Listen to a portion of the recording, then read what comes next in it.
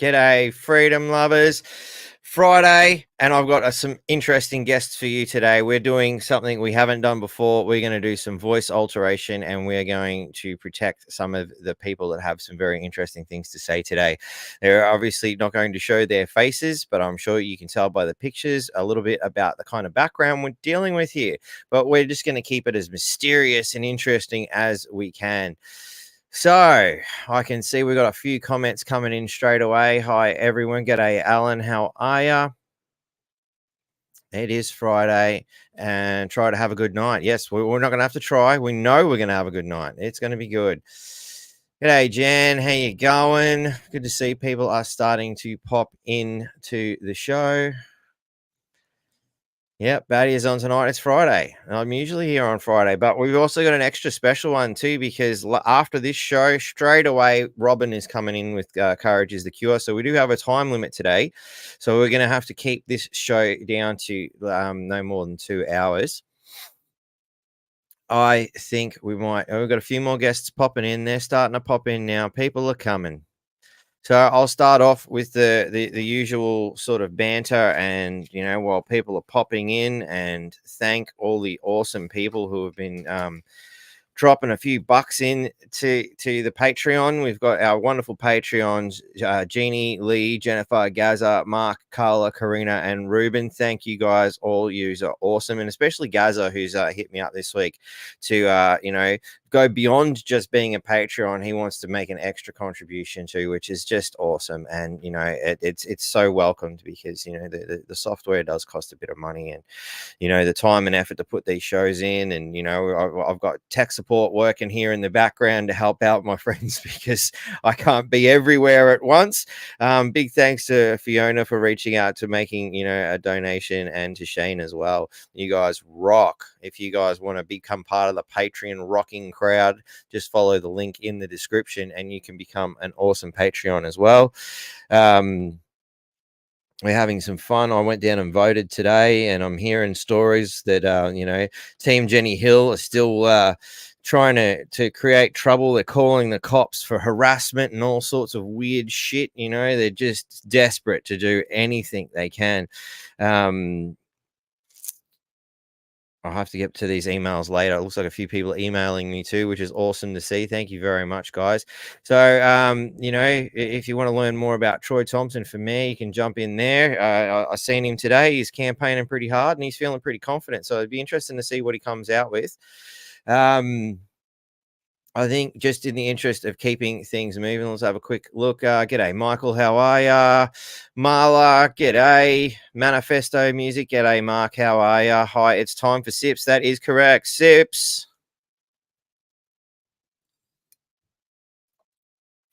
3 in already. Struth, I'm only on me first, mate. Some of us had to work today. Even Michelle, sorry the show was late, guys, too. It is running a little bit behind time, just because we've had some technical issues getting these things started. It looks like I'm going to need to get a few more of these kind of USB microphones for when we're doing these special settings. G'day, Pam. How are you? And Courage is a Cure. G'day. How you going? Stay tuned, because we have some more special guests coming through. Robin's got a musical guest. I'm sorry, I forgot. Was it UMH? Was it? Could you give us a quick message there, Robin, to let us know who your special guest is, so people can tune straight in as soon as this is done. We need to cause trouble back at them. No, we don't need to stoop to their level, Marla. I know it's very tempting. It's tempting, but the best trouble we can cause is to vote them out, and to spread the word. If you haven't gone over to Christian's Division 4 page, I helped him out with a video earlier this week. I might well, I'll probably deal with it later, but it's if you go over to his Facebook page, we've knocked up a quick video showing some of the disgusting attitude. So Matt Hoy from UB40 at 11 p.m. AEST, which I think is Melbourne time, so it'll be 10 p.m. here, is it? I think that's how we worked it out, wasn't it? So yeah, we better hurry along, because we've got less than 3 hours until that happens. So voting for Alma Alma Fudd. Isn't that with an E? Sorry, we better bring our guests in. So let's introduce to the stage. G'day, Mr. Blackboard, and g'day, Mr. Wogame Man. How are you guys going? Oh, pretty good, my brother. Good, thanks, Mark. Really good. Awesome. Alma Fudd, yeah, I'm pretty sure that's with an E, dude. So, now thanks heaps for coming in. We've been trying to set this little chat of ours up between our esteemed guests here for quite some time. It's something always seems to get in the way. But today is the day. It is finally going to happen. You know, I don't have the runs and other people don't have other ailments causing some issues, man. So we've had so many discussions over the years, guys. Yeah, I'm guessing it has been quite some time now about a great many things. Where should we start? I guess is the $1 million question. Are you fine with it just having normal voice now? Yeah, that's a good question. Did you guys want your AI voices or lots of sips tonight to process the dumb fuckery of the world news? Yeah, that's a bit like that. So we're gonna take it to a whole different level today, mate. G'day, Clark. How are ya? So I'm guessing you guys are working on the AI voice scenario there. Yep. Blackboard's been muted for the time being until we sort that out. So,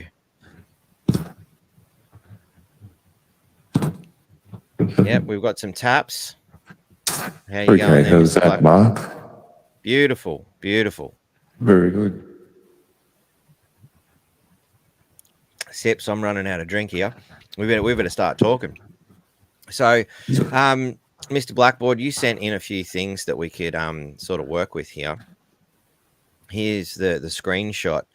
I think it's a good place to start. Always be aware of the double speak. Words such as include, inclusio unius est exclusio alteris. So that's very Latin.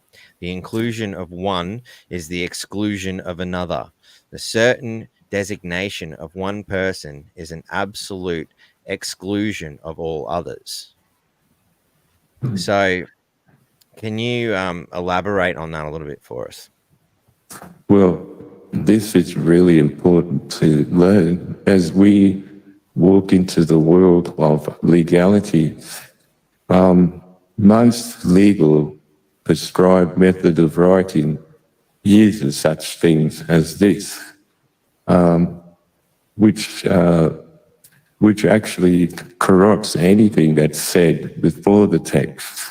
So if I were to say to everyone at home, or if I was in an actual crowd, and I pointed at a person in the crowd, and I said, there is going to be medical health insurance for everybody. And I pointed at someone and said, including you.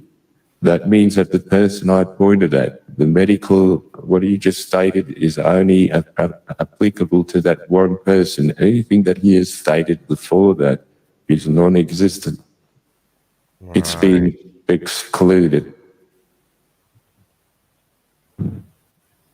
So, for instance, if we were to say, you know, like healthcare for everyone, including politicians, then it's only for politicians and everybody else is done for.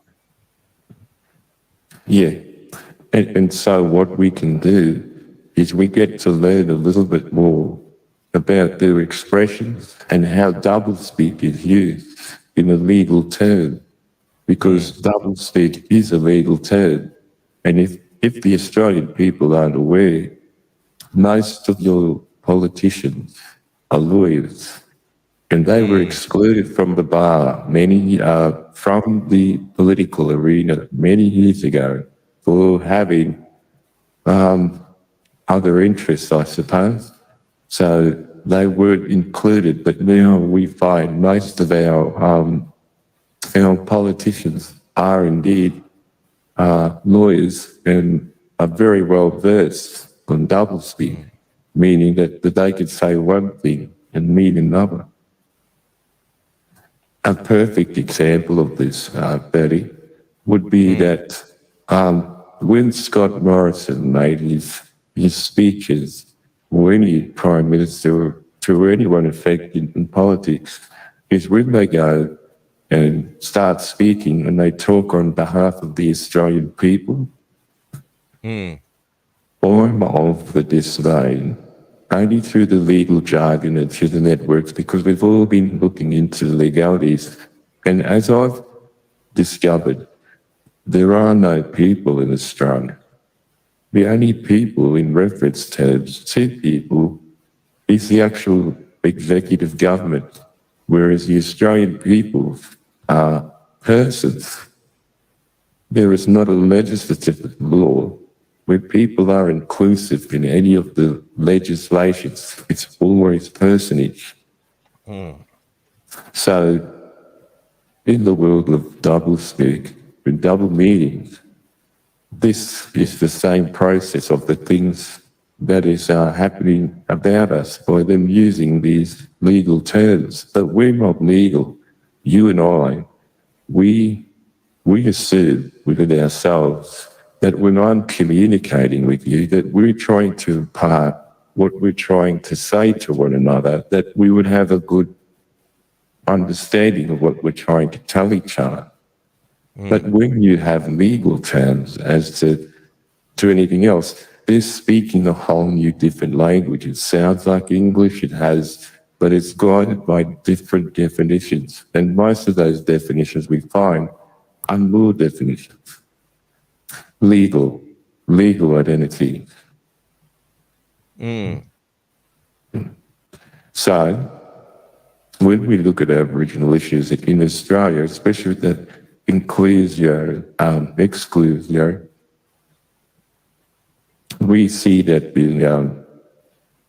the government always says a lot of good things toward our nature, but then on the other hand, they don't deliver because it's the way that they're speaking. It's their definitions that leave us behind. But I think in the sense that most society is treated as being uneducated, and because they don't understand the references, which is the same thing wherever you go to a government department, you have all these people using euphemisms and utilitarian processes of wording and the structure of words to confuse people. So they're not actually communicating. They're leaving people behind with an undefined, described knowledge, because we're not legal, you see? That's why when you go to court, you have to have a representative, because he speaks, he talks the talk, you see? So, and he's supposed to interpret your situation, manufacture a legal definition or find the legal precedences for that.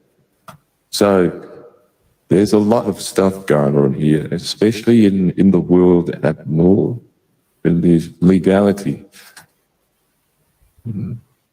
I think it's interesting looking at this, the lawdictionary.org, which is possibly not the greatest reference, but it's, a reference nonetheless, where the definition of the word person is a man considered according to the rank he holds in society, with all the rights to which the place he holds entitles him and the duties which it imposes. Very interesting. A human being considered as capable of having rights and of being charged with duties, while a thing is the object over which rights may be exercised. That's right. Yeah. And then when you look at people, there's, it refers to people as a state, as the people of the state of New York, for example, a nation in its collective and political capacity. So there's definitely a difference between people and person. I mean, obviously, people's more of a plural. It's defining as a larger construct. Yeah. Hence, when we actually look at that, if you could just go back to the last definition, there it is. are named according to the rank. So now we've got a hierarchy in society. But if we look at this word with all the rights, if we look at the to follow with all the rights that they talk about are the rights and fees given to personage. When you go to United Nations and you ask for rights, those rights have to be paid for because rights are charters and fees. So when you hold a personage, you are buying your rights. But in the real world, you have a right, the RITE. That's your right of passage that no man can interfere with. Every man has his right of passage through the world. So why are persons having to charter and to have to pay to charter to have to pay for these charters and fees that the United Nations and all these other countries say, well, these are your rights. The rights, the RIGHTs that are giving you, they're actually paid for by your sweat equity, your working ability. And so when we go out in the world, everything becomes a legality, which means you stop dropping the natural man that you are, and you're taking on all these personages that aren't really yours. They're just a legal status holding you to personage. Now, when we look at Aboriginal issues, I say Aboriginal only because that's a widely used term, even though we find it very, let's just say restrictive, that's all. When they bring up terra nullius did never mean that there was no one here. It just meant that everyone here had no legal identity. You see? So then they came and said, you need a legal identity to play in the world. And not only that, at that time, we had a lot of trade coming about. Trade was moving. So, and routes are important for the sea trade because wherever they travelled, they needed supply, to which in the past they got supply from here when they went from one place to another. Everyone, before legalities, understood the law of the maritime. Like when someone comes from another place overseas, it is your duty to help replenish them if they got to travel back home, because that's part of that. So when we see rights are not your RITE, your right of passage. It's like walking onto a boat. Imagine a big cruise liner has just pulled up and you've got your ticket, you've got your manifest to go on the boat. Now, to get on that cruise liner, you've only got three options. You're going to be a part of the crew, you're going to be the passenger, or you're going to be the cargo. Now envisage that this cruise liner is a ship of state, right? Are you going to go in the ship of state with your manifest? Are you going to go into the ship of state as a passenger, as a member of crew, or cargo? Now, when we look at the thing, for instance, while a thing is the object over which rights may be exercised. That's right. So now in the hierarchy, under all these legal definitions, we become things which are the object to a hierarchy through the definitions that are merely held on paper. Because someone says to you, this is written on paper, and this is who you are. Even if they bring a warrant to your house saying, this is a warrant, why do you think they're not issuing warrants? How can you hold anyone accountable by paper? That's just shallow. Yeah, it is. It's madness. I'm going to refer to some of these comments here. Michael suggested a drinking game. Every time I say the word constructs, everybody has to have a sip, apparently. Victoria's in, and Laura thinks it's a wonderful drinking game. So I just to subvert, what's going on, because there is a whole chat room full of people engaging here. Apparently, I say the word constructs a lot, but that's probably because there's so many things that are constructed in society, you know, and the way they're constructed. I've always, you know, I remember when I was a kid, you know, I grabbed one of the little wooden blocks we had, and I wrote a bunch of weird symbols on it. I have no idea what they were. Then I wrapped it in paper, wrote some more symbols on it, and then wrapped it up in some string, blue tacked it to a wall, and hid it behind a curtain. Don't ask me why. I don't think, even to this day, I still wonder why the hell I did that. But to me, it was like layers and layers of secret messages. Things are constantly hidden, you know. And as a young child, that's the way the world seems to me straight away. So sips times 2 straight up. So I'll give you one. But yeah, you know what's on the outside is to me it's like you know the way like a lot of people read a newspaper article, they tend to look at the headline and not necessarily read the article, you know. And even if you did read the article, there's still more behind that article. There's still so much more going on than you know what we're led to believe. Yeah, which is why one thing that people should know, like if you see the word person definitions and legal meaning, if you look at the word person, that's spelt in all caps, you see? And when a whole sentence is done in all caps, it does not follow any grammatical standard.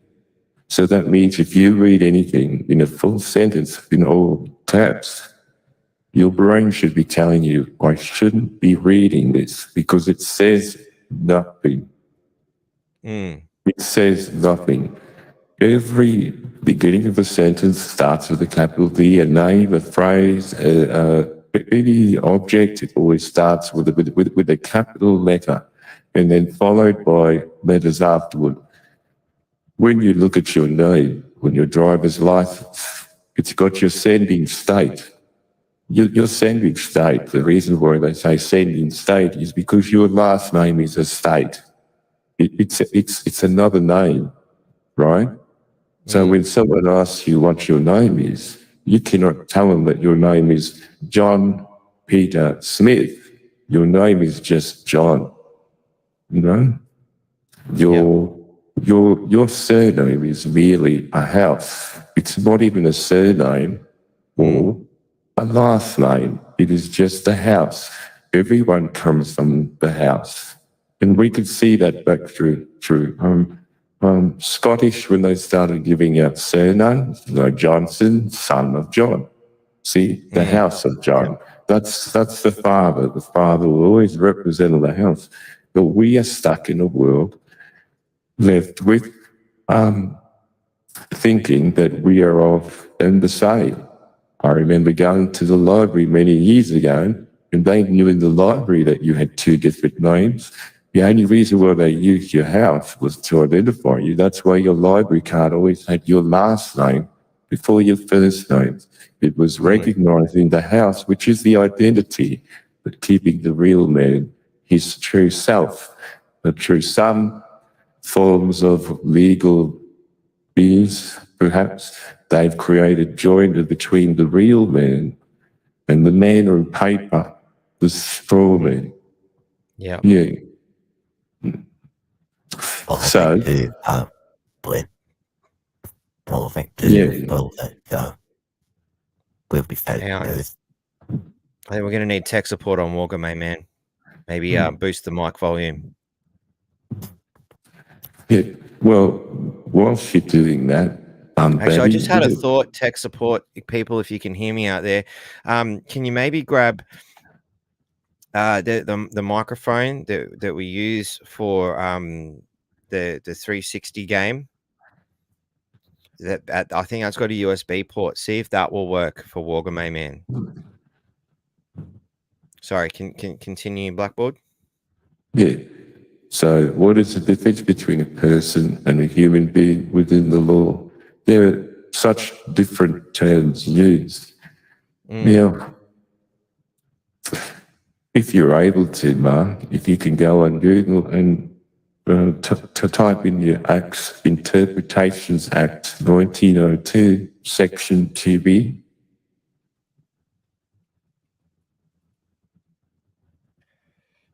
Okay, so are we going for the 1954? No, Acts Interpretation Act 19010, Section 1910. 0202.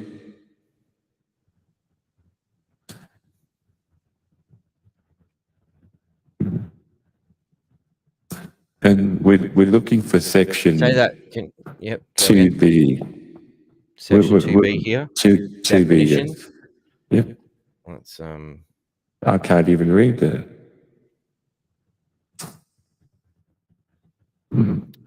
actually, I may have a copy of that tucked away in one of my legal folders here. Give me a second. I might be able to drag it up as a PDF. Mm.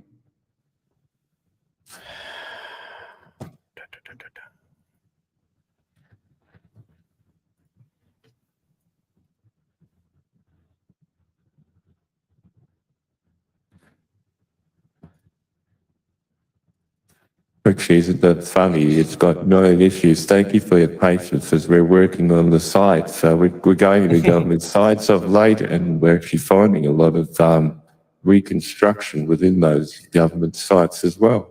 Which is always good when researching, boys and girls, to do what I've done here and download it at the time you've seen it. So this is back to this is the 1901, but the completion date is 2016. Fascinating, no? So anyway, we want to go to part 2.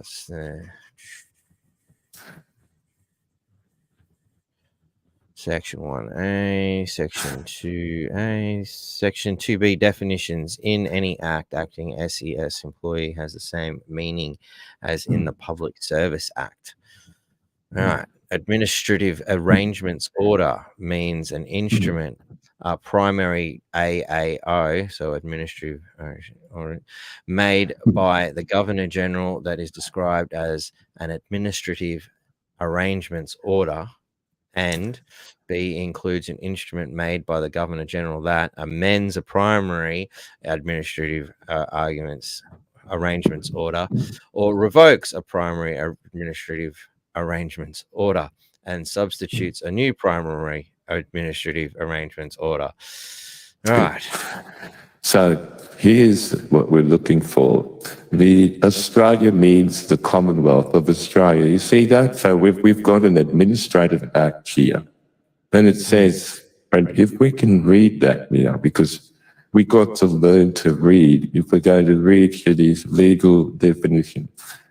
So if you would like to read that to everyone, Mark? All right, so Australia means the Commonwealth of Australia, and when used in geographical sense, includes Norfolk Island, the territory of Christmas Island, and the territory of Cocos Keeling Islands, but does not include any other external territory. That word after a comma, includes, has sprung up in that definition there. So when they talk about Australia, what people perceive as Australia, it says when used in a geographical sense. Can we see those words? How can anyone make head or height of that unless they're a bloody lawyer? You see, that includes the Norfolk Island, the territory of Christmas Island. So where is Australia exactly, people? Remember, it's an administrative act. Well, if we take what you were saying earlier about the word includes means that everything before it's just become null and void, then, Australia means Norfolk Island and the territory of Christmas Island and the territory of Cocos, aka Keeling Islands. Yeah, and It it's does not just include any other territory, including the one that has just been excluded. Yeah, but see, we see the word territory there. Territory and geography are two different things. Territory can be usurped by conquest of wars and that, you see. So you can say that when you take over, which that was never supposed to be anyway. Who said to another man that you can go and take from another man? You know what I mean? Shit. So that's Does it when have we start. Let's see. Does it actually have territory defined here? If you can hear me, you can add number 2. Walgamay Man is ready. Cool. Thank you, voice behind the door. Northern Territory means the Northern Territory of Australia. There are 3 prescribed territories in Australia. The Northern Territory, Canberra is a territory. The ACT, the Act, Yeah. right? So you've got the ACT and Jervis Bay. So they have 3 territories in Australia that aren't quite Australian. These 3 territories are not part of the construct of society. This is fascinating the way they've bundled territory of the Commonwealth, territory under the authority of the Commonwealth, or territory of Australia means a territory referred to in section 122 of the Constitution. So that's almost as if they're amending the Constitution by changing the definition of the word. Well, everything in life can happen. People can get displaced. Just because someone is right with definitions. I mean, everything is held in the world. And I know people are screaming, asking for warrants. They would not dare bring a warrant to your house because this had all been uncovered and the government well knows about it. These are things that people have been sending over the years saying, hey, you got a problem with your grammar. You've got a problem with sending these people fraudulent documents. So therefore, let's not fraudulent the document. Let's just make up an act or a rule outside the rule of law, giving people power and authority to do it without even a document. Which means, are we actually playing doctors and nurses, cops and robbers here, pretending? Do we want to live in a society of pretend? You know, I don't want to pretend. I think particularly over the last few years, I think a great many people are asking the question of what exactly is fucking real? You know, what can you trust when so much bullshit is being said? But we've got a question for Blackboard here. Does this tie in with the birth certificate? Which I would, you know, I would boldly state as yes, as your birth certificate signifies your straw man. May I intervene in just saying this? By all means. If you've watched a movie, I don't know if anyone knows this, but all movies have codes. And if you notice, there's a writer's strike in Hollywood, but these writer's strike seems to come up during heavy political influence. And remember, in the world of the act, you've got a lot of actors. I just went off. An act's interpretation. Yeah. So act is action. Act in the, you know, I was saying you're caught in the act, you know. And the world is but a stage. If anyone has read the political and civil rights covenants from the United Nations, when you read through those covenants, you will find acts that refer to people, and you have acts that refer to persons. And you would think, okay, in the world of legislature, why do they keep people there? Because they knew that people are different in a different world other than the legal world. And why we have administrative acts here is that the government, regardless whether the Australian people know this or not, the government know that they've assumed this territory for the United Kingdom and is holding it in a legal status here. And it's in their world, it's a legal annexation of another country.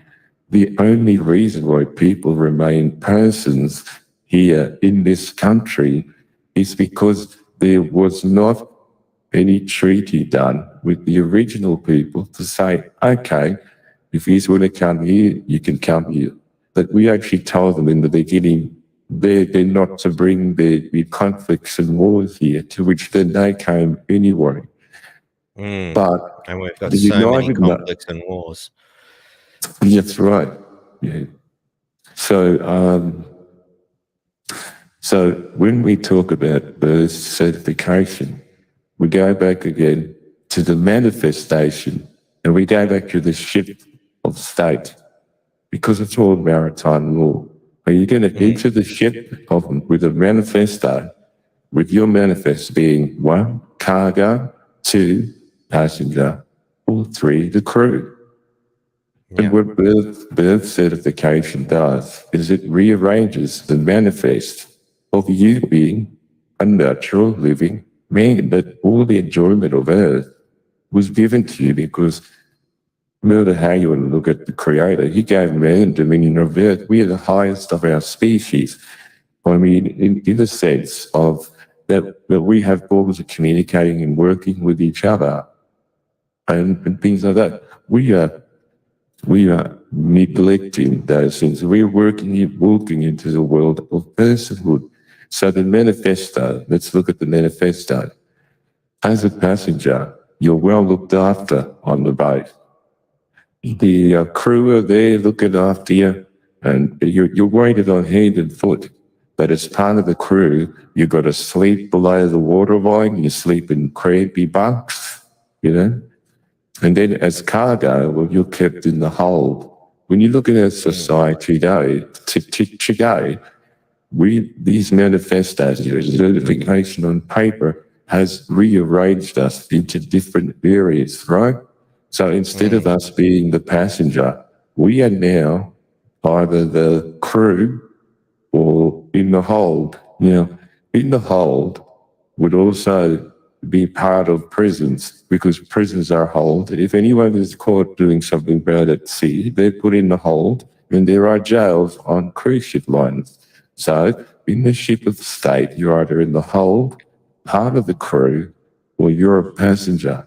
It looks like in the affairs of the Administrator of Australia, because they're in a foreign administration, they already have immunities. So they regard themselves as people. On this ship of state, you've only got crew and the hold. There are no passengers on paper, on manifesto on paper. And when people transfer their sovereignty from their country, when they become citizens of others, governments are actually buying people. Slavery has never ended through certification. Slavery has never, ever ended. They buy... Just expanded. Yeah, they buy the document that says you're a slave. You see, so there are things we know and there are things we don't know. So we've really got to really have a look at this. And we've got to stop dealing in the world of legalities and look at what about us being natural, or natural, which the common law recognizes that. You see that we are natural, but someone has to do the business, you know? So we created public servants to actually say, okay, you've got to take care of business, you know? And that's what they do. But if we are the passengers of the ship, what are we doing waiting on the crew? You see, we're working on the crew that's supposed to be working on us. It's sort of like Agatha Christie, when she said the butler did it, you know? Well, the butler's supposed to has seemed to come into our household here and taken over the whole show, where he's supposed to be looking after your household for you. Regardless of we've moved too far beyond the point of really reconciliation or anything like that. We've got to recognise that, okay, it's an administration, because that's all it is. It has no power of natural effect to the living man, because they know they're here. Living man lives here. They got a law, they've got a society, but we then have to impose, to which that the first statement did also imply the word impose. You know, that's a terrible imposition to put people in without their consent. But as we find, as we continue, the government keeps imposing. To which I was looking at Michael Saunders brought up, Rod Collison has pushed this shit all the way to the highest of powers. Yeah. And he did. Rod Collison, And as they well as kicked a him out lot of Parliament for the privilege. That's right. Yeah, Get but- rid of him, bankrupt him, bullshit. They actually fake bankrupted him. You know, again, they had no right to bankrupt him, just to get him out. They did everything they could to get rid of him. But all because of one question, really. One question being, who is the Queen of Australia, which they wouldn't answer. So he moved on to his second question. Which constitution are you using in Australia? To which they would not answer. So he went all the way. We have the documents. He has the documents. He went all the way to the House of Lords to find out. Now, when the House of Lords found out about this, they sent been saying, look, you've got a problem. You've got to tell the Australian people what constitution they're using, because the government's going back and forward from this one to that one. Or that we're using the 1900 constitution, or we're using the green one, but they're not answering any. Because the reason why they won't do that anyway is that you can't constitute anything. Constitutions are gone. They're all paper. Did you know the American? I'm not spoon feeding people here. We're not going to put it up on the screen for them. Get your notebook and pen up in your paper and start educating yourself and listen to what people talk to you from all different angles, no matter how we look at it from in life. But start writing these things down so that you can then educate yourself like everyone else does in that way. But if you want to know something, you're either going to find it at Channel 7 or Sky News or with some other form without doing the research yourself. Yeah. Take particular note. Important to sort of, point out to people what we just did here in a quick little scenario where we started at the top and gone, what do they define territory as? And then it refers to Section 22. So follow the trail of breadcrumbs. And that brings us over here to governments and territories, which again, I find interesting, the word surrendered. The Parliament may make laws for the government of any territory surrendered by any state to and accepted by the Commonwealth, or of any territory, coming back to this definition here of what they consider territory to be, placed by the Queen. And again, which Queen are we talking about? Under the authority of and accepted by the Commonwealth, or otherwise acquired by the Commonwealth. So again, or otherwise acquired, how they acquired it is always another question unto itself, and may allow the representation of such territory in either house of the Parliament to the extent and on the terms which it thinks fit. This is absolute double speak. I mean, I hear people talking about word salad, and I tell you, you couldn't get a better salad in words than this. Because at one state, it's implying something like surrendered by a state, but there was no conquest here, so there's no surrender to be accepted or territory placed by the Queen under the authority of be accepted by the King, you see, or allow any representation of any such territory in either House of Parliament. So everything goes back to the House of Parliament. Everything goes back to this administrator. There is no real government here. It's only a form of administration. And the longer the Australian people and the Aboriginal people put off a meaningful treaty, not one body, do we want a treaty that the administrator brings forward? The only people who can bring forth the treaty are the Aboriginal people, and the Aboriginal people are saying, we need a treaty. We need to, because everyone's here now. There's nothing we can do about that. But how do you solidify it? Because why they're saying that is once we can all become people again, we become a republic, meaning no public, which means our affairs are guided by our own laws and governments, and not someone else's. That we can't be a republic designed by a state. That's why everyone was very wise not to vote yes in the referendum because you're allowing the administrator to take your voice through the electorate, through the democracy, to take your voice, to give it to your representatives, to carry your voice, but the representatives are giving your voice to the power of the administrator to then do what they wish to do. But they're only a foreign administration. Yeah, the link that I just posted in the chat for you guys is the frequently unanswered questions of the Australian government. Something that I watched, I think it was about 10 years ago when it first was released, actually. I sat down and watched it with Darren Dixon, of all people, which is now posted on the Know Your Rights website as well. So, yeah. It was stated earlier that it is a great place to start, and I wholeheartedly agree with that because it's one of the early places that I really started to ask the questions and digest this stuff, which is why I agreed. And by posting it here on Facebook, it's popped up on YouTube. I don't know if it went to Rumble. It's as simple as just typing in, frequently unanswered questions, FUQ. So FUQ and Australian government, bang, it just comes up. And what you're looking for. As soon as I must have closed it. Actually, Mark, I see a very interesting comment there. Yeah. How would an Indigenous even know about convicts to have said, don't bring them to this history? We can answer that for you right now. Okay. Just trying to find the comment. We were here. Next one down, manifesto music. Yep. Good old Mark here. So how would the Indigenous even know about convicts to have said, don't bring them to this country? All right, off you go, mate.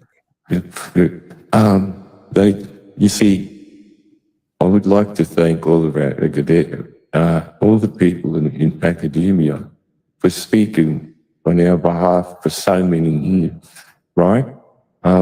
The state have really pushed us down over the years. Many, many years have always kept us behind the eight ball, as to say. Now, what people don't know is if you went to Aboriginal communities and you spoke with the elders, they could tell you who was who. Now, back in the day, and this is a fact, this has come straight from our voice, back in the day, many shipwrecks happened on this continent. And we used to gather all the people, all the word people that were there. We didn't eat them. We used to gather them and we put them into communities. We doubt, from the stories we hear, that the First Fleet had convicts at all. We think that the convicts that they used or put into prisons were the people that they attached here. But the people were already here. If you look at Charles Morrell, people get your pencils and papers out. Charles Morrell, the first British citizen in Australia. Errol? So welcome, amen.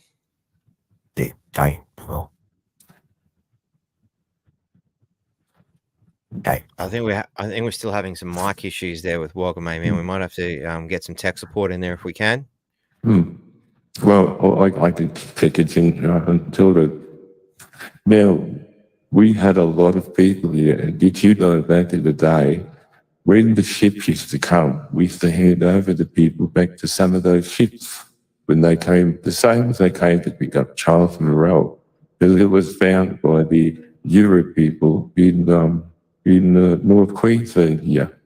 They looked after him. He had an Aboriginal wife and family, and when they found him, he was okay. He wasn't eaten. He wasn't not much different than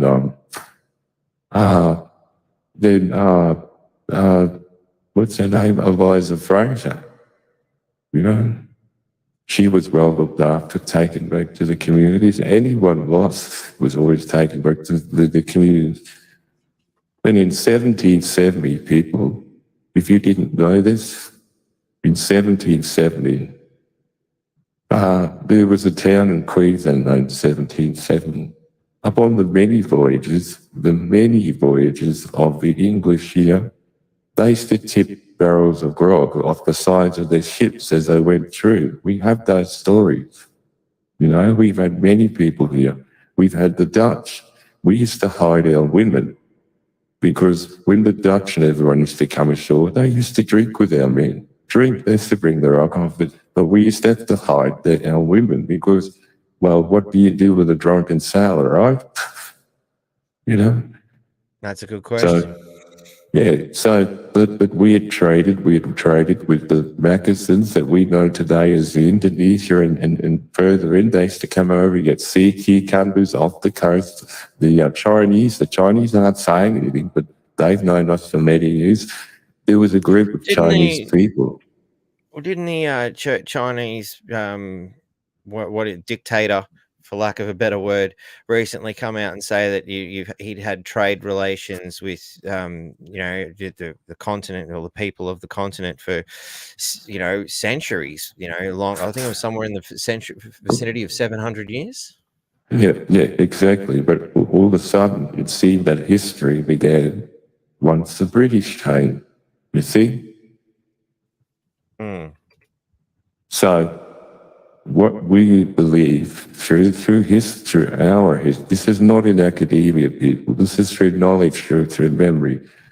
You don't become a race of people walking around just hunting and gathering for 4 hours a day, even though we had all of our communities and that, and not knowing things about the world you live in. We didn't have any infiltration of television or broader opinions. We were straight on to the level of living natural under the natural law, So we believe in 1778, and we have many stories to actually prove this. It's just that it's not on paper, it's not believable. That it wasn't an actual convict settlement. It was actually the first fleet in itself should tell you through the euphemisms, the first fleet. That's an army. It doesn't sound like they're bringing convicts here, But long before they came, something happened in 1770.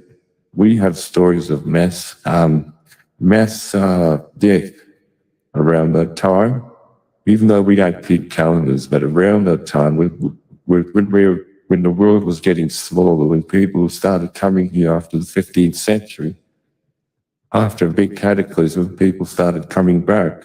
You're in around the 15th century, looking for new lands and that. But that was, history doesn't do us any favors because we believe that in 1771, Cook, Lieutenant Cook, boy there, he was not a captain, went up and down the coast that he delivered these smallpox poisons then in New South Wales and in Queensland.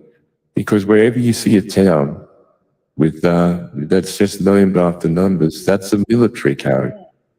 So something happened in 1770 in Queensland that was the second part of the releasing of smallpox and other viruses, to which 18 years later, even 18 years, 3 6s are 18. Like in the Bible, you'll know the beast and the mark of the beast, because the beast is numbered with the 6, 4, 6, and 6, the 18. So they've got 18 years, exactly 18 years. They come back to then colonize. And to find that we were still here, they were very, very shocked. Well, even though we had suffered a great loss of life here, they then tried to do other issues like with other tribes that never went down. So that's when they came straight again out of the killings. To which most of society here back then, I know we read the full text of what the government on the record, but there are other texts through Tyndall levelling with people in farmlands and that actually got on really well with the Aboriginal people and didn't find them to be a hassle at all.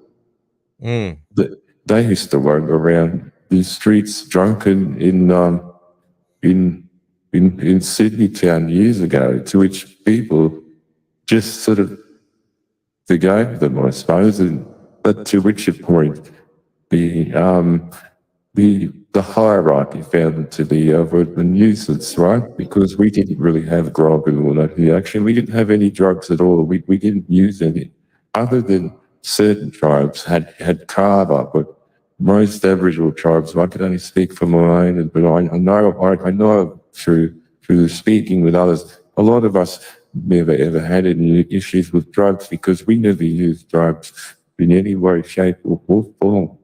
You know? So not even, you know, like the mushrooms that are readily available, and I think there's a few other substances that are available here that grow naturally in Australia.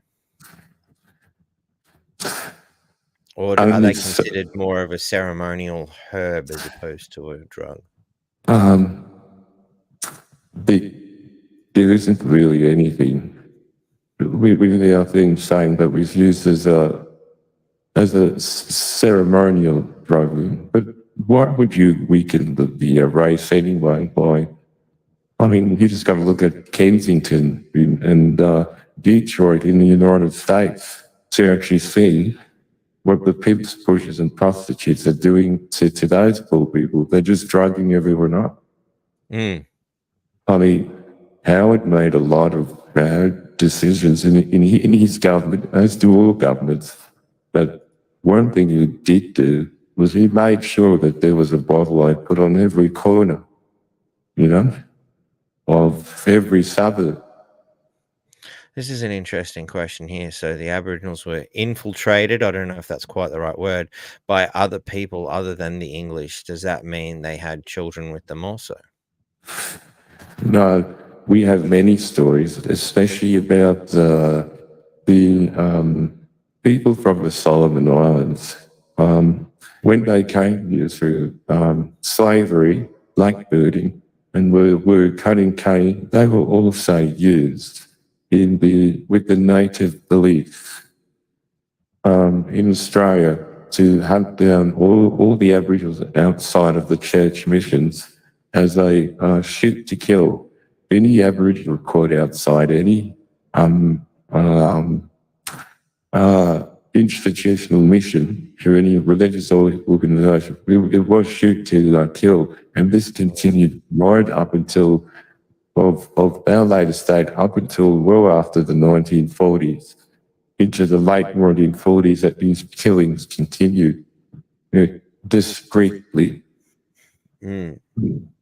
Because I know everyone's thinking, well, the Aboriginals are here today. You know, in the 60s, we were at your back door. We lived on your fringes. Until the referendum, we weren't allowed into the cities unless we carried an Aboriginal passport, which in order to hold an Aboriginal passport, you were not allowed to associate with other Aboriginals, and you weren't allowed to associate with your family.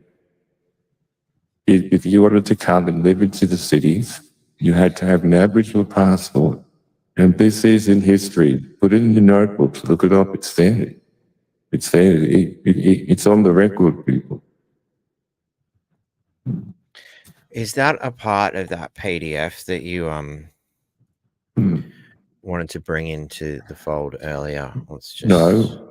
Well, we can go straight forward now onto King Leopold's letters. You want to go to And this one? we have to accept that this is to the church-going missionaries. This is one king, but all the kings were the same because all the kings have divine right to rule under the sanctum, under the Vatican. The Vatican is, even the King of England, like people don't realise that the Church of England was created by Henry, right? Henry VIII, because he wanted to marry and divorce. Yes, I remember being told that story when I was young. But he lost his right to be, divine right to be a king, because he was a king with no ecclesiastical law. So he created his own church and his own ecclesiastical law.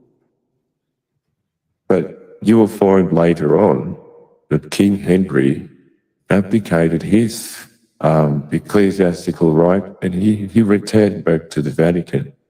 right? Mm. Because if people didn't know this, all religions outside the Vatican are just breakaway denominations, regardless of what you think.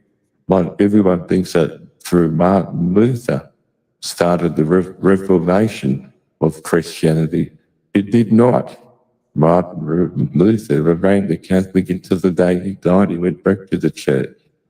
So whether you like it or not, every religion in the form of Christianity, from the evangelical to the Jehovah's Witnesses, they all breakaway denominations of the Vatican.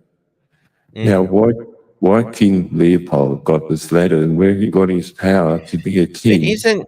Wouldn't you say that even the Roman Catholic version, is still hijacked from Christianity in itself?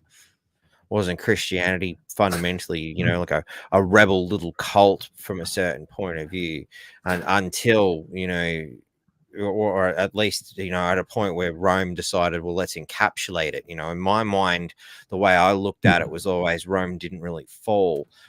As it was falling, it maybe more to the point, it changed shape. It decided that, hang on, this religion shit is pretty good at having a hold over people, particularly if you look at the Bible and you see the strength that the Jews sort of had as an influence, and then the Roman Empire had its strength as an influence. And here's this rebel without a cause, Jesus, running amok, calling everybody out for what they were. He called the Jewish temples out for, being greedy and living off the people in the way they were demanding tariffs and taxes. And then the Roman, occupying force was fundamentally doing the same thing. It was one of my favorite parts when Jesus goes in and kicks all the tables and cracks the shits, and that was the point. He pretty much signed his death warrant at that point because he'd lost any particular powerful friend he might have had. Yeah, and so what people don't know, please get your pencil and notebook out.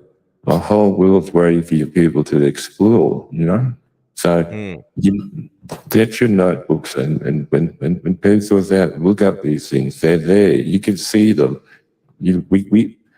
I don't agree with these modern day podcasts and having to spoon feed grown up people who should understand this. Right? Like I said, get your eyes off the TV. Stop watching Sky News or 7 News or Current Affair and stop doing this and start finding out. And what you need to find out is what is this 2 Latin words, unum sanctum, and a whole world of discovery will open to you. Because the Roman Catholic Church, as we know today, made a claim in the world called unum sanctum.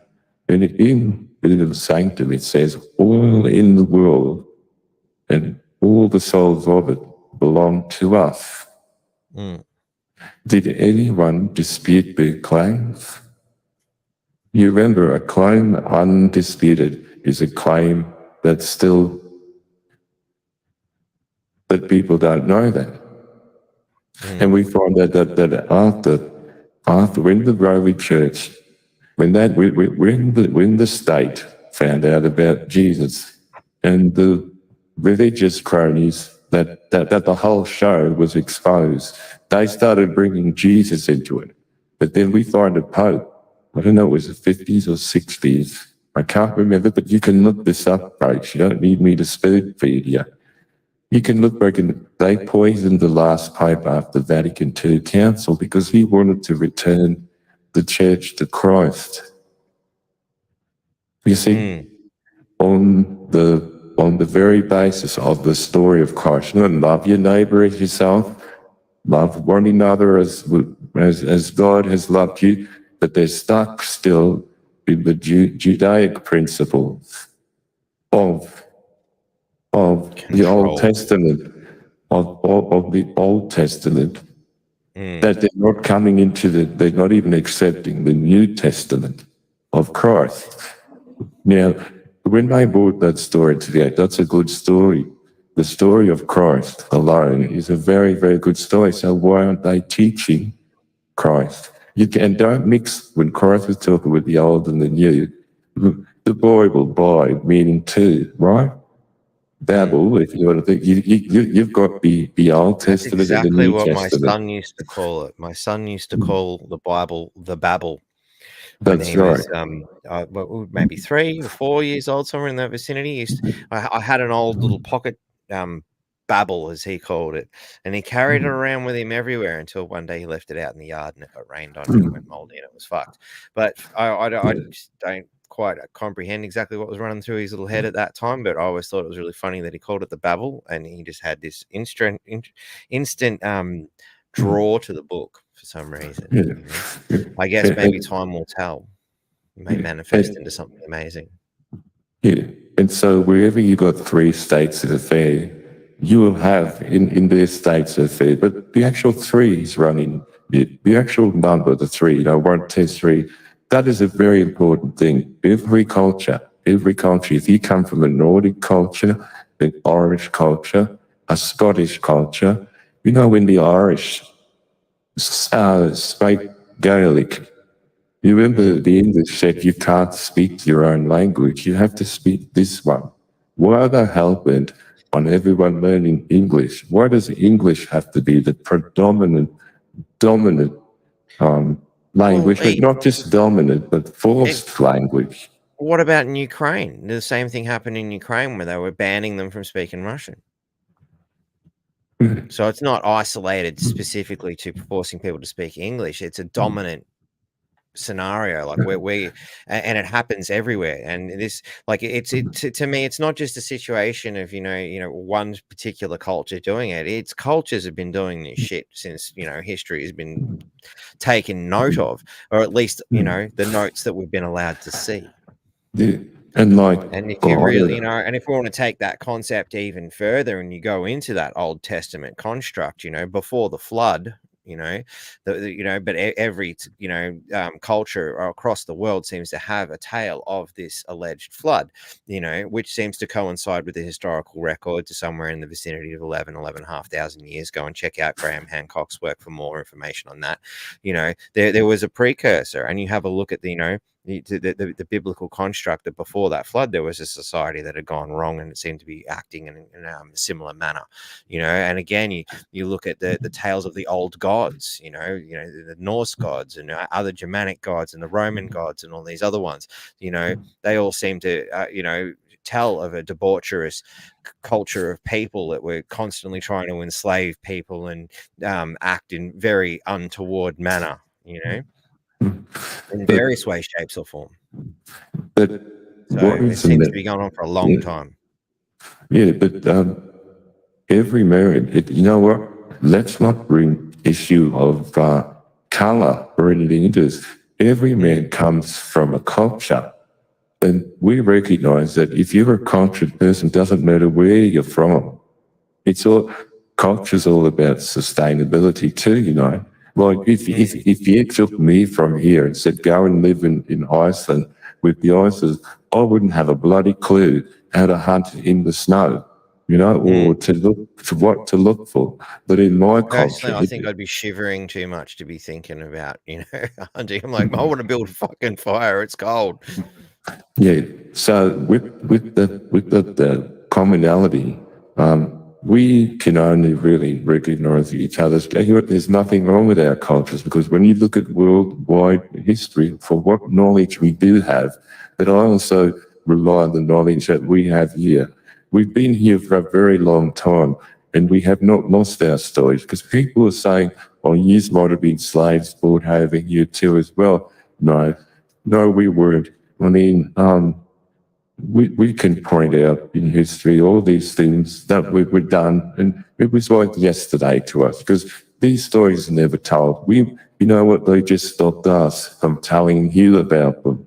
They didn't want our cultures to collide. They wanted to separate, because I said, if these people start talking to our people, we don't want this word getting out. We don't want people getting funny on ideas and who they are.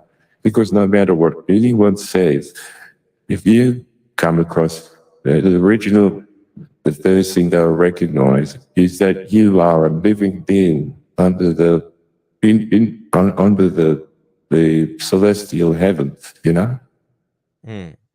that they've Which is taken pretty- from you. Yeah, definitely. And that's again, why I've said so many times on this podcast that I'm not a fan of indoctrination, or not indoctrination. What's the word I'm looking for? Institutionalized religious constructs, such as the organized religions of churches and whatnot that we have. Because to me, it's you need to go to somebody who's claimed that they are now a father or pastor or whatever term they give themselves in the hierarchy, as we were looking at earlier. They give themselves as a person a status above you, and you have to go to them, and they become your line through to the spirit world, or to God, or the force, or the universe, or pick a fucking word. The intent is what's important. But these people become a third party interloper to your spiritual enlightenment, and that's what upsets me about organized religion. And it's why I guess I've had more of an affiliation for what you guys are about, and various other earthbound spiritual constructs that I've always sort of gravitated towards, whether it be the Native Americans, both south and north, and even Buddhist constructs and things like that. To me, that made a lot more sense. Although it's not to say I didn't get anything from looking at the teachings of Jesus, who to me was another person, was fundamentally saying that kind of thing. But again, like all good things on this earth, the third party interlopers go, we can't let that get out quick. Let's institutionalize it in some way, which kind of ties us back into what I think they were trying to do with The Voice, which is to try to institutionalize, what the indigenous culture has to teach us here. Yeah. So, it had almost died out in Ireland, and the English, could we just say, you see that? Listen, these, Almost died this out isn't, in Ireland. I thought Gaelic was Scottish, to be honest. well, you will be very, very, very surprised. Oh, I don't know much about Scottish or Gaelic history. I have delved I into know the it. English have certainly attempted to take over, the United Kingdom, as they call it now, and they're, to this day, I've seen, English people wind up Scottish people, quite quickly, with, ridiculous constructs. You can see there's this constant pissing construct between them, and there you go, Sips. I said it again. Back in the days of He was onto it. Seen the future. You remember Europe invaded England. Was England a part of Ireland and Scotland? I wonder. Because when you look at England, England's history is a full Roman history. So here we see Europe, and everything comes from Europe. But yet Europe had infiltrated other white people. So this isn't a black and white. It's just there is a dominant species, or a dominant species among us, right? Whether Well, we want to call them the elite. When you come to that, the United Kingdom construct, there's a place that's been fought over for so many thousands of years. It's ridiculous, to the extent that, there was once a Druid earthbound religious construct there in that land until the Romans, came through and pillaged. Was it the Romans, or was it, something else that was left standing? I mean, we can see Roman graffiti upon places like Stonehenge, which suggests again another culture before that, possibly, in a pre-flood scenario, those lands were all merged. But we know, that the Druid culture was erased, in a sense, that there are mystical stories left, but for the most part, we've no 2/5 of fuck all of what was really happening on that continent before, Rome in its infinite wisdom come along and, tried to re-educate people. Well, in the one study I was reading in the three vital statistics was there are 12% of the people living here that came from white the convict heritage. But when I talk about the convict heritage here, I'm not talking about the convicts that they already got when the armies came here and then pulled them out from where they were living and then put them into things. I'm talking about when they started bringing all other races. They were bringing people from Mauritius, from Africa here, that we don't know what happened to all of those people, but they were black. And then we have this, remember the white Australian policy? That is nothing to be proud of, you know? That is horrible. Does anyone know about the white Australian policy? Does anyone care? You know? How can we don't proceed yourself? You're just carrying them too legal. Stop, take the time, look at these things to find out what they were, you know? That's the only way. That's the only way we can come together to actually see this. He's Roger Mayman now at all. Can you hear me?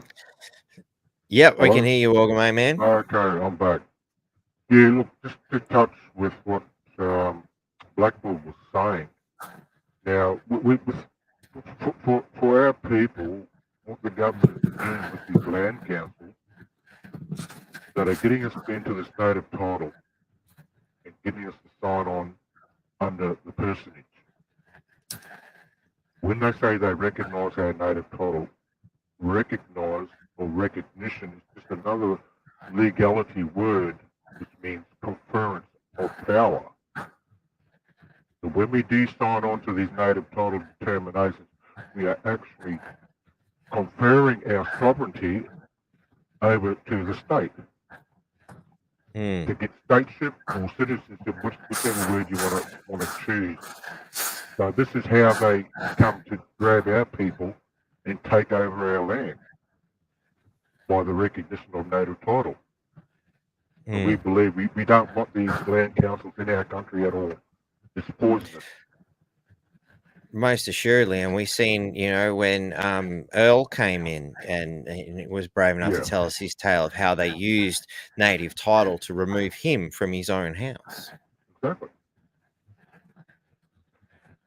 With the case with Earl, I think that's a classic example of how the governments, whether it's Commonwealth, state, or local, they all rely on the native title, which is that conference of power again, back to the state. But the thing is that we've been doing our sovereignty for a lot of years now. But the thing is that with our sovereignty, they do not want to listen to us. They just keep throwing it on the table, and we always get these actors in their place. Not on. It's just we're fighting an uphill battle. And not only that, with the land council, we've got our own people in these land councils that are doing the government's dirty work. Yeah, because they're getting the kickbacks, the Thomas Mayos, and exactly. You know, everybody that was, you know, that was on the yes camp, sitting there in mansions while so many people are suffering and poor. Yeah, like I said before. Nothing gets back out to the Aboriginal communities through the land councils. It's just a certain few families up the top in these land councils that take everything and nothing gets back to the original community. So we all got to be careful of this personage, black or white. Yeah. Apparently everybody's eyes are getting blurry because I've continued to use the word construct to the point where I don't even realize I'm saying I need it. a refill. Yeah, we're different kind of tech support. We need some you know, drinks for you know, people there if the fridge fairies can arrive. Yeah. Look, so sips again. I've run out. All right. I've run out, but I'll be the drink. Yeah, we need some fridge fairies, please. Yeah, I think and possibly a bit of volume up on Walgamay Man too.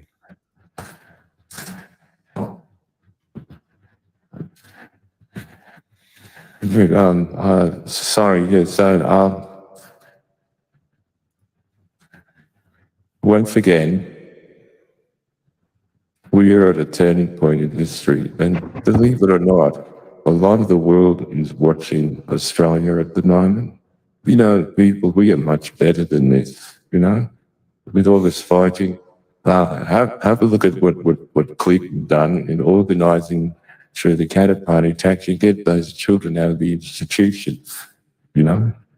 I actually sent you something from Jewish media this afternoon, Mark, talking about these institutions, but were all children, not just black, white, Japanese, So Sudanese. Can I just get clarification on what you just said there, that the Indigenous community are working with the Katter Party to help get kids out of institutions? No, I was talking how Clinton had gone and worked with the Katter Party to get proper places of, Yeah. well, no one called institutions, but let's just say rehabilitation centres. But I think when you're talking to Clinton, your only query was it shouldn't just be for black. And I fully agree. I don't think any Aboriginal person would disagree with that. If you've got children in the community, we've got to look up. If you hand them to state, they're not going to come back the same teaching you 10 years ago. We've got to look after our own children. And it's not about us and them. It's not about Which is what the identifying. Labor government and the Labor government did that. The Labor government took the, you know, send them out bush construct and gone, oh yeah, but we're only going to do it for, you know, the black fellas, you know. And again, it is the typical racial divide that we've come to see from, you know, socialist workers' parties. Yeah. So all we want to do, really, you know, everyone these days thinks someone wants something or there's something expected of them. Can we just forget about all that stuff? We are walking into a very, very powerful time in history, you know? And us grassroots people, not our representatives or anyone who speaks on our behalf, we've got a voice. We can speak for ourselves. Thank you very much. We don't need your help. Actually, you haven't been a help to us whatsoever at all. And I'll reiterate that to the people. Our representatives have not been a help to us whatsoever. Yep. And that's across the board. Doesn't matter what race or color you are. These alleged representatives only represent their corporate interests. They do not give a shit about us. As Michael Jackson said, all I've got to say is they don't really care about us. But I'll take it one step further and say, I know they don't care about us. It's not that they don't really care. They really don't care. So I suppose what we're trying to everyone wants to achieve something from something. Like us dedicating our times here today, Mark, you dedicating your time always, but on many pressing issues. Everything from the green frog to community development.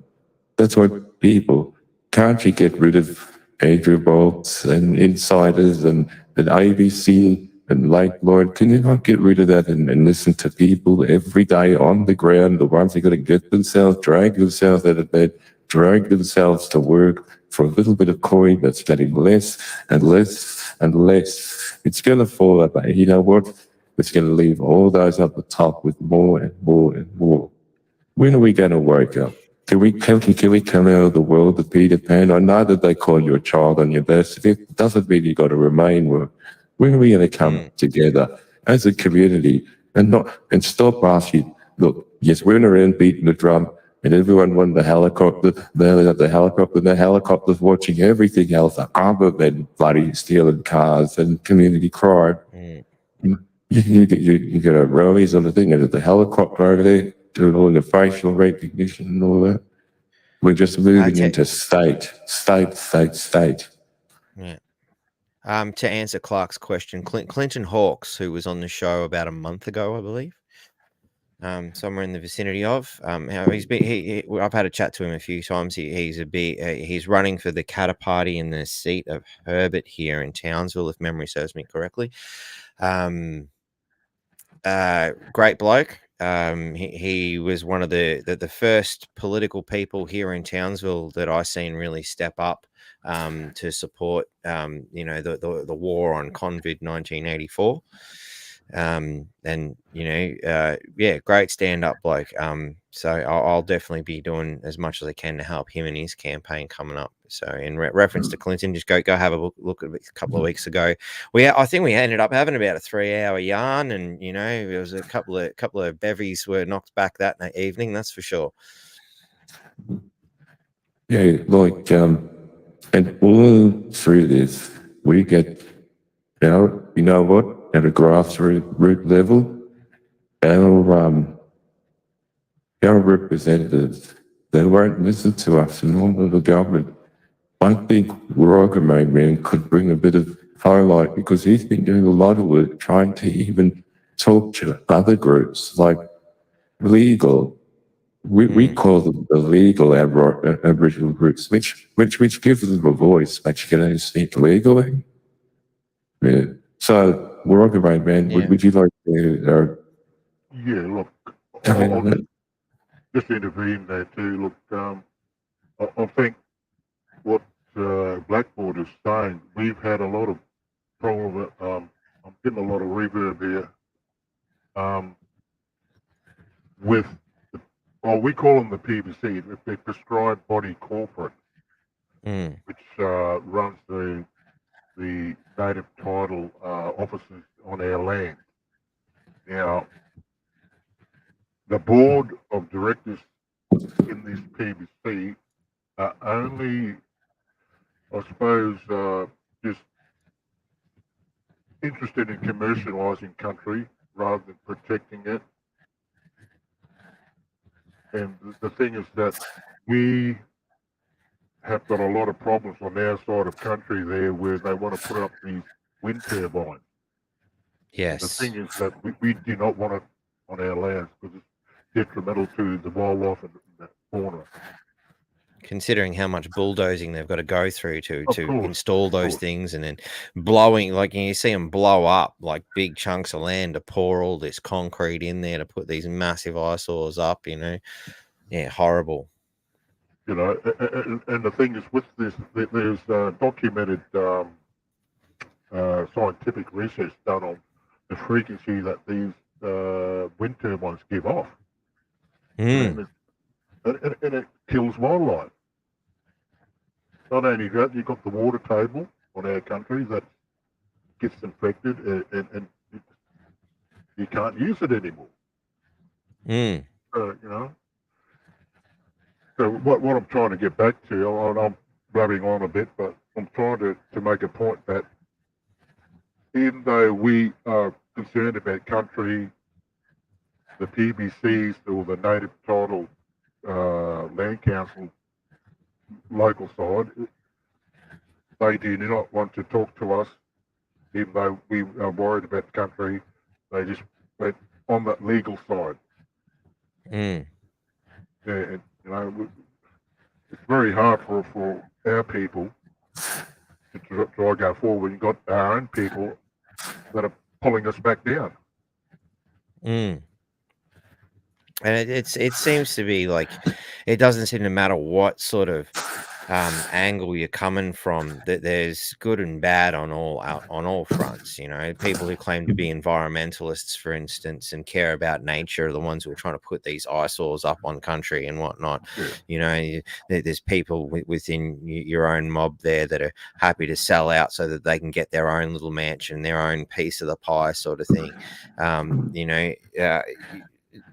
Just about every institute I can think of, like for instance, even a union at face value is a wonderful idea, but you combine that with the Labor Party and you've got tyranny. It's just madness the way they do things. It's any good idea just seems to get shot down and consumed by evil in some way, shape, or form. They always find a way to manipulate it. So we are in a bit of a pickle together because regardless of how we look at it, we are in it together, black and white here.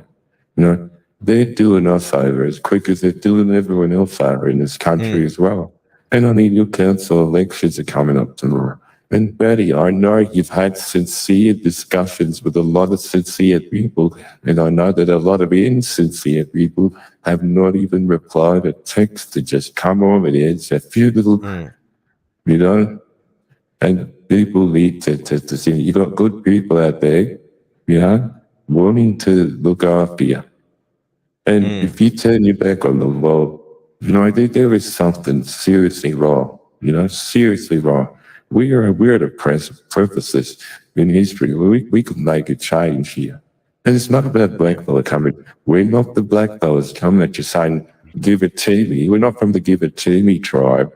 We're just saying fair for one and all. Anything that's fair is fair. You know, forget about the days when a full-blood Aboriginal woman couldn't work in Rockman's dress shop, right? You've got to put it simple, right? There's no way to hell, regardless of it. Back in the 1970s, you'd have a black woman working in a Rockman store here in Australia. You know? They wouldn't, no one would dare hear of stuff like that, right? Yeah. But you know, today, we're all a bit grown up. You know, we're not in the world of Peter Pan. You know, in Neverland. Come on, can't we just grow up? And you know what? Can't the men just grow up here? You know, forget about everything. Just forget about all that. Can't we come together as one people? Because you know what? We're not worried about us. If we die black and unnoticed, well, that's fine. We're worried about you. Because you're just persons here. They still recognize us as people. King Leopold told you that. But not you. Underlying here, you've got to ask yourself, if the government's buying and selling birth certificates, which is just bloody slave bonds, right? If they're buying and selling birth certificates, then this might be the center of the trading. Yeah. So you've mentioned it a few times, and you know the text is here, and you know, so you know, if people want me to send it to them so they can read it, by all means, let me know. I've got a copy here, but can you give a quick brief summary of what it is? Well, all this coming to it, Cal. This has to work with, but I want people, they can read this for them. I don't want to that chat, but let them read it. Email me for a copy. Yeah. Or if you want to put that link of that email down in the description, they could find that. I mean, it's there. Oh well, it's a PDF that you sent to me as an email, so you know it's you know it's something like, you know, again, this is the point where people need to you know, get involved and reach out for that knowledge. How hard is it to go, hey, I want to read that. Hey, can you send me the letter from King Leopold II of Belgium?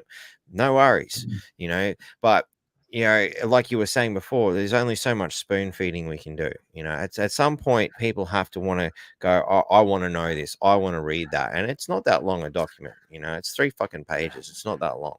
You know, it looks like it even has links and shit in it if you want. You know, personally, I haven't had a chance to read it because I only just received it the other day. But you know, if you can just give us a quick, brief summary in the interest of a little bit of a spoon, perhaps a taste as opposed to a spoonful. Well, actually, then you're going to have to type this into Google. Doctrines of Discovery 1492. Can you say that again? Sorry. Doctrines of Discovery 1492.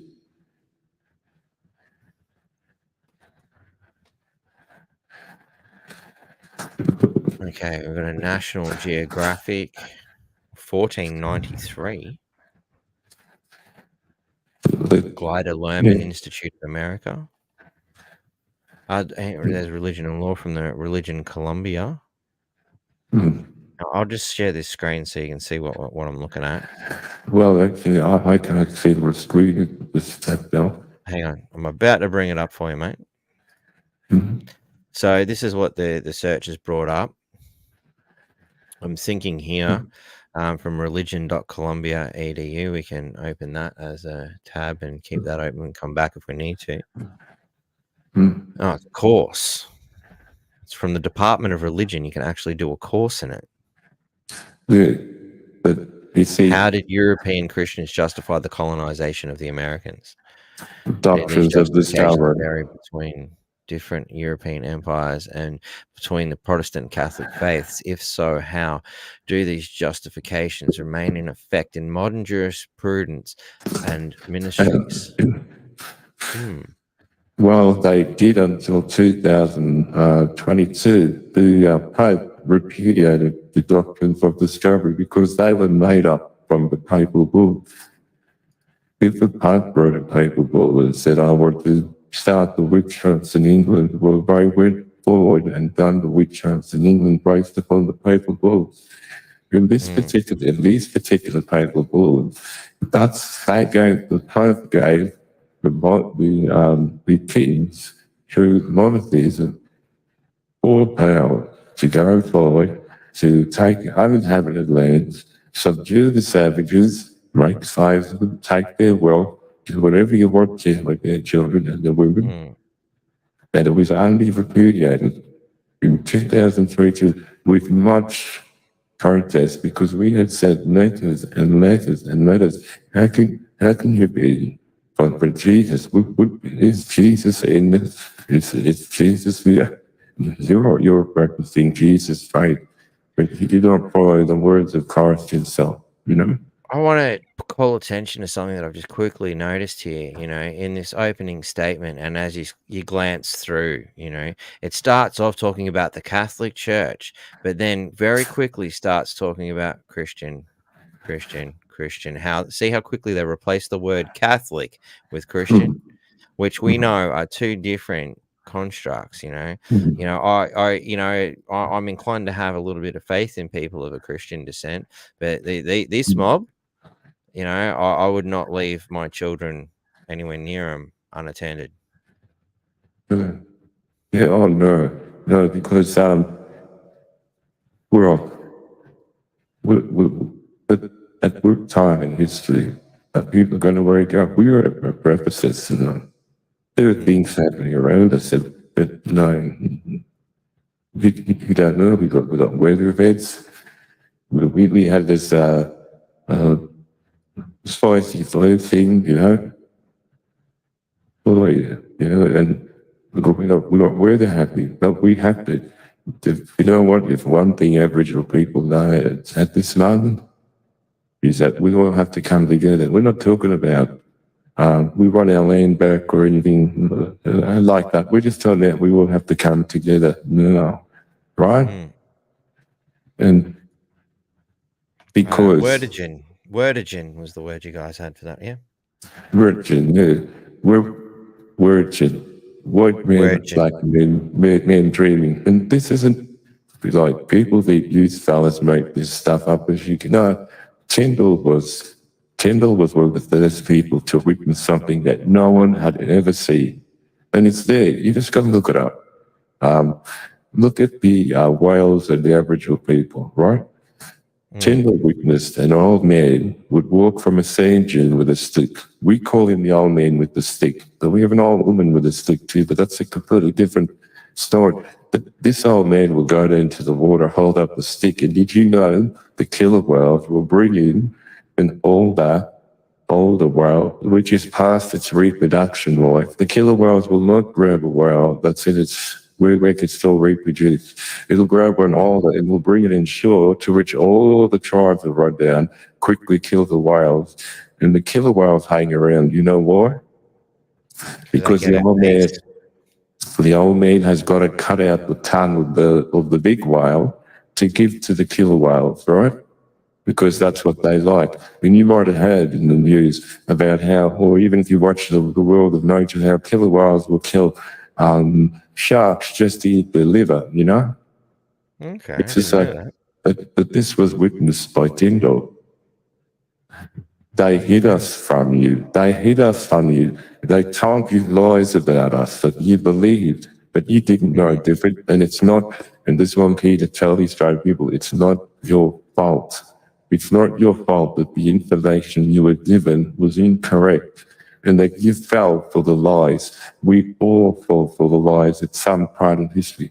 But to know the truth, you got to go deep. And to anyone else who sort of think, well, how do we know they're not a slave? Because we remember our history. We remember our ancestors by name. And this goes back a long way. Just because we can't pull out a date figure for you, that means nothing anyway, you know? Because if I pull out a date figure that was 2024, well, see, you're already here to even believe that because this earth is much older than that. We're just living in 2024 years of empire, of someone else's empire that we're all accustomed and a slave to. That's your dominating force. When you find out who that is, then you'll find it's not about black, it's not about yellow, it's not about red, it's about a dominating force of people. Whether people think they're aliens or whatever, but you'll be surprised. They'd probably just be people just like you and me, that they got a dominant force and they've just been overcome by the extreme things of bad, I suppose. So somebody, Jennifer was just saying that the word Catholic is universal. Well, it seems to be of relating to or forming the church universal. So not exactly incorrect, more of a, I think there's more to that. And again, you know, forming the church universal seems to be, you know, they wish to be the one dominating construct. There's that word again, just for the Sips fans out there. Yeah, well, all right. Well, I can answer that question really easy, right? It started off the Holy Roman Church. They called themselves Catholic. Now, if you were to just to grab your phone, they can translate English to Latin. And if you type in the Latin Catholic, it'll convert it to English for you. Do you know what Catholic means in English from Latin? Universal. So they've made a claim under the sanctum, with the sanctum, that we are the Catholic Church, the universal church. But yet I'm not a Catholic. Yeah.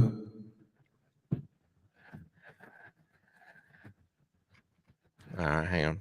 Let's see if I can find a Latin dictionary. Latin to English.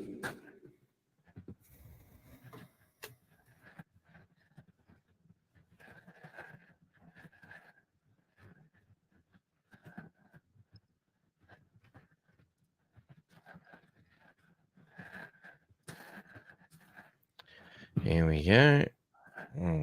We'll make the whole thing live. Mhm. Yeah, in the interest of sharing knowledge as we find it. Except I put an extra I in there because it was right next to the other letter.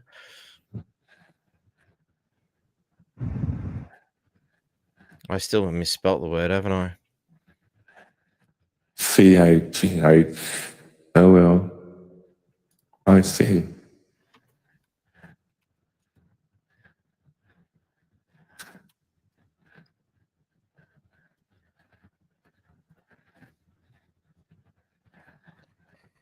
Work with my shitty spelling.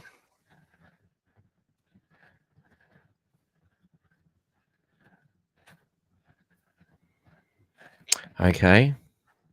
Is there a different spelling in Latin? All right, well, just go from English to Latin and just type in Catholic and then it'll do the opposite as well. Catholic, C-H-C-H. O-L-I-C, Catholic. I'm sure unless I forgot to spell. All right, so going the other way.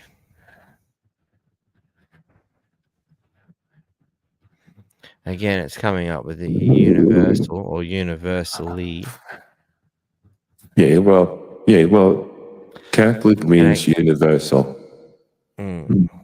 So they've made a claim of being the universal church to which all monarchs. Again, coming back to the sanctum. How do we spell it? But remember, all capitals. Whenever you're writing a letter, write it all in all capitals. I mean, when you're doing Latin, you actually have to write all capitals as well. Isn't it?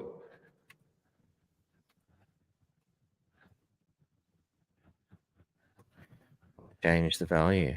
We still come up with the same thing. Well, for shits and giggles, what does Wikipedia say? A papal bull that was issued by Pope Boniface VIII in 1302 on the 18th of November laid down dogmatic propositions on the unity of the Catholic Church, the necessity of belonging to it for eternal salvation. Again, I mean, in this particular construct, again, you must be dominated by us and allow us to be a third party interloper in your spiritual salvation. The position of the Pope as supreme head of the Church. Again, there's the Pope claiming their right to be the supreme head. Gee, that's arising. Personally, I've never been comfortable with trying to give that power over to another person in any way, shape, or form. But we were no man in his own right, R-I-T, he should. Because whenever we scream for human rights, we're screaming for something that you've paid for, because all rights and charters are fees. When you charter a bus, well, that demands a fee.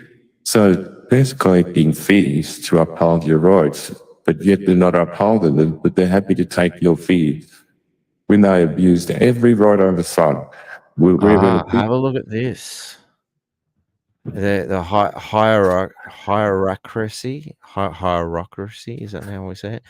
In the Middle Ages, hierarchy or papalism was the current of Latin legal and political thought that argued that the Pope held supreme authority over not just spiritual but also temporal affairs. So they control time in its full late medieval form. Hierarchy theory posited that since Christ was the Lord, I think we better go more into this one. Christ was the Lord of the universe. That's an interesting one. And both king and priest, and the Pope was his earlier vicar. The Pope must also possess both spiritual and temporal authority over everybody in the world. And I mean, you could get creative with the construct of, the temporal authority. Is that how they claim the right to go back and change the records to suit themselves? For instance, there's that 160-day period in Australian history from 100 years ago. It was a Guinness World Record where they had the highest temperature on record across the globe, but they've gone and changed that history now for their globalist greeny agenda. So what we try to get people to understand is thinking, well, don't beat you down, that no, we remember who we are. A lot of people here that were brought over from England, merry old England, just for stealing a loaf of bread to serve prison time from the terms of the natural life. Come on, you imagine 5, 6, 7-year-old boys and girls separated from their parents in England for stealing a loaf of bread and coming over here used as slaves, and the other, and separate. What an excuse, eh? And I don't mind people worrying today about the kids, but they've been doing this for a long time, a long time to kids, for about 6,000 years, And remember, when they came here, they had supply of ours. They didn't care if they was Negroid or black or things. No, they're not prejudiced. I'm serious, they're not prejudiced. They just want to be the dominant species, but we got to work out who this one dominant species among the human races because it ain't black people and it ain't white people, it ain't Chinese people. If we were to give them a colour, it would be greed. Whenever the colour greed comes up. Well, are we going back to, you know, like the Doctor Who idea where the Saurian race, as some say, the reptilians, perhaps. Maybe they are, maybe they aren't. But what one thing we know is one thing is not like the other, you know. But in the world, we say in our history, we come from. There are 7 sisters with 7 different fathers, right? And each sister planted a nation. Like Virginia, it didn't matter who our fathers were. We all got the same mother. And I don't care what anyone says. Whether you think you live in a patriarchal world where all these men just want to be at war, you know? If you look at history, have a look at what the Finnish women have done to clean up their country. Did you know that they had the bankers drag out the banks? They didn't kill them. They put them on an island and said, don't ever let these men off the island. And this is in recent history, not even 10 years ago. They cleaned up their country. Their kids go to school for 4 hours a day, and they like to their children to be brought up as children to examine the world around them, rather than be sat in a bloody classroom waiting for the bell and putting up your hand and asking the teacher to go to the toilet, you know? Yeah. Well, it's funny that you said, man, you know, go to the toilet, because I was actually thinking back to my time in school, and it was a lot like, you know, sitting in class was like sitting on the toilet. I did a lot of great thinking there. Just learnt to block out the sounds of utter bullshit. You know, it's actually taken me quite some time to learn to listen to people again, because I spent so long in school learning not to listen to these people because it bored me to death. Mark Twain said, in a quote, he said, I never let school interfere with my education. I think Einstein said something similar too. Yeah.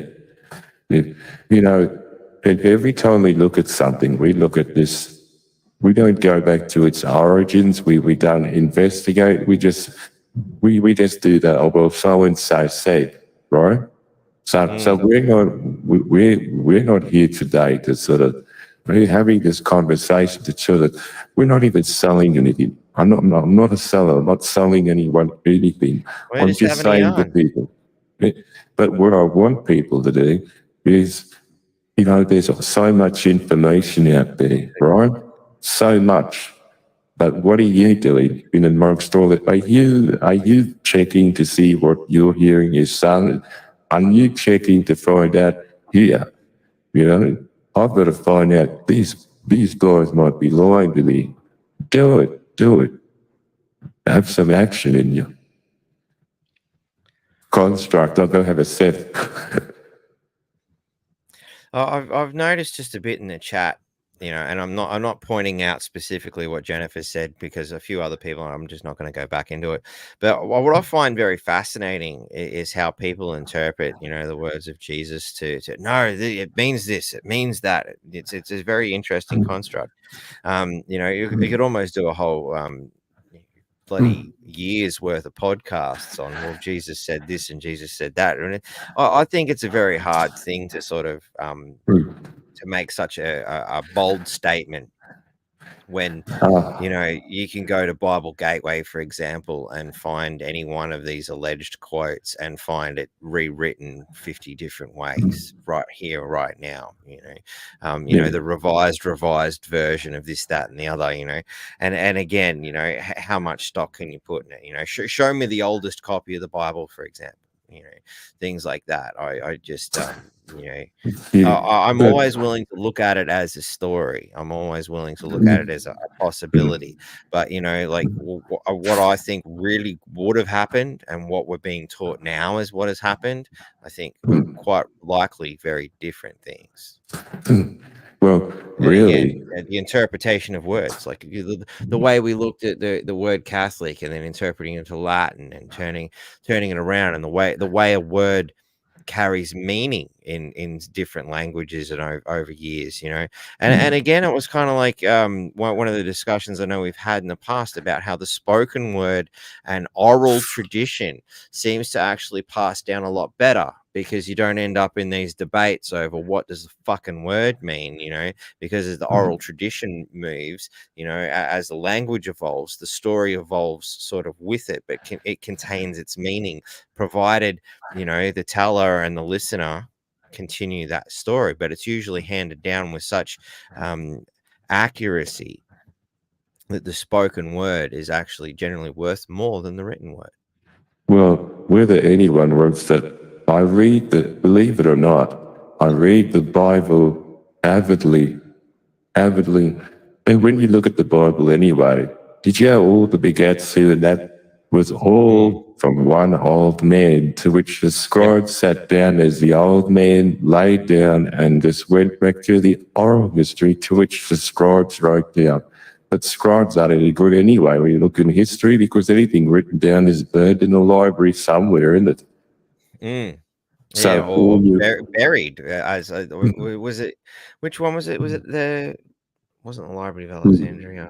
Which is the one in Egypt where bloody I think Plato got the original stories of Atlantis and all that sort of stuff from. That whole library just sunk into the earth, didn't it? Well, I know people talk about Atlantis and that, but really, what we don't know, we really won't know, because can we really rely on history? It's just like us as the Aboriginal, right? For a better word, but because it's so known, even our old people accepted the word. But when you look at the actual terrible phrases in the word, it's really very, very detrimental. AB meaning no, no original, yeah, so, but all we wanted to do really was get the message out, let people know, and just that things aren't what you think they are. And don't look at history. History is not correct, but don't look at us and say that we don't have one. We do. We got full access and knowledge to the stuff that we have. We don't just talk about it, we actually do it. I'm talking about us. In that countryside, we maintain our ceremonies and we maintain the stories. We maintain those important stories. We maintain our bloodline, who was who went where, what happened here. Because, we're still cleaning up the mess that the government had done to us before. Because when the colonizer came, what he done was he took us off our land and settled us on another man's land, because everyone in this country thinks we're all one people. We are one people here because of our geography. We are one people with one law. That's 700 different nations, no different than Europe. Is it just because we're all black we're the same? That yet you can have Belgium, Germany, France. That's why we can't speak for another man's tribe. We can't speak for ours, and that's what we're doing. Our representatives, they're not following our law and they're not following this. We don't know what the hell they're doing, because they're not even allowed to be doing what they're doing, but they're doing it. I don't know how the hell that came about. But not to say that at first when they came in, but that's just like the Australian politician. You get these really good people, you think these people are on fire and they've got a spark and they're going to go and change things. 2 weeks later, if they don't play the game, they're just like Culleton, you're out. And either than that, something happens where, they've changed the tune, quickly at that. So now we're coming to the Australian people and we're going to say to them, not to your government. Your government doesn't matter if it's state or federal or even local now, because of its ties with foreign entities, let's just say. It's just us. But we recognise you as people. The government don't. Exactly. And then everyone's like, oh, what's the catch? What's the catch? What are these black brothers for? There is no bloody catch. Because if we don't do something now, our tomorrow is looking bleaker and bleaker and bleaker, more bleaker than different countries. They've done different things. Australia has not, you know? Which is still making this place on paper, people on paper look like a big penal colony. I'm serious. And I honestly don't think that it's really changed that much, just more the sophistication of the prison to the extent where we imprison ourselves in our own homes and we're forced to pay for that prison rather than, you know, the kind of prison that we come to think of as, you know, being locked away. But, you know, us, the taxpayer, pays for that prison as well as our own personal prison. You know, the idea of being, say, under house arrest, for instance, I think really hammers that point home, you know. Does Warragamo Man have anything to say to that? Is your text up still young? Or? Well, yeah, we do need to start winding up. So let's start getting to, you know, the final statements for the evening, if we can. Well, I think we all need to come together, really. Whether we're black, we're white, yellow, we've got to come together against the tyranny that's happening to all of us. You know? So We all have the same enemy. Might get you to speak up if we can, Wagame Man. I don't know if tech support's out there to give you a bit of volume on that mic. Yeah. How's that? Can you hear me a bit better? Much better, mate. Yeah. Much better. Thank you. Okay. Yeah, no, look, I was just reiterating that we should stay together, stick together on, because we need to support each other, you know. That government that is at the moment is there to control us, and we need to just come together to sort it all out. Yeah, that's right. Yeah. The ultimate message of unity and, you know, realizing that the enemy is fundamentally these institutions, governments, you know, these people, these third-party interlopers that wish to get in the way of our spiritual development and claim that they are our, you know, pathway to God. I think like one of those early lessons in law, the idea that the queen or now the king or whatever is our direct line to God, you know, and they claim that through their bloodline. Go get fucked. That's all I've got to say to that. And, you know, and I have the same sort of construct to, you know, the modern day priests or whatever words you want to prescribe to these third party interlopers who feel that they know the path, you know, and only through them can they be saved. Like, no. And it's even the same when I see the slogans like only through Jesus can you be saved. I don't prescribe to that construct either. You know, okay, perhaps you may find something in there, but I've learned a hell of a lot more from, you know, various other cultural insights than I ever did from what I would consider the controlling nature of organized religion. Well, I agree with what Marla just said. We need to stop waiting. Stop waiting for the government to bring us together and start doing it ourselves. That's right. That's the biggest problem. Is too many people are sitting back waiting for somebody else to do it. The more hands on deck, the more people actually getting involved and, you know, not looking to argue over, you know, interpretations, but listen to each other and absorb the interpretations into one great idea is a much better way to go.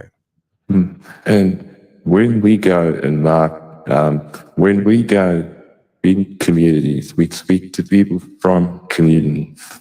They and the Aboriginal people in those communities are of the same mind. We are the family of man. We all communicate. We all got 2 feet and a heartbeat, and we got to come together.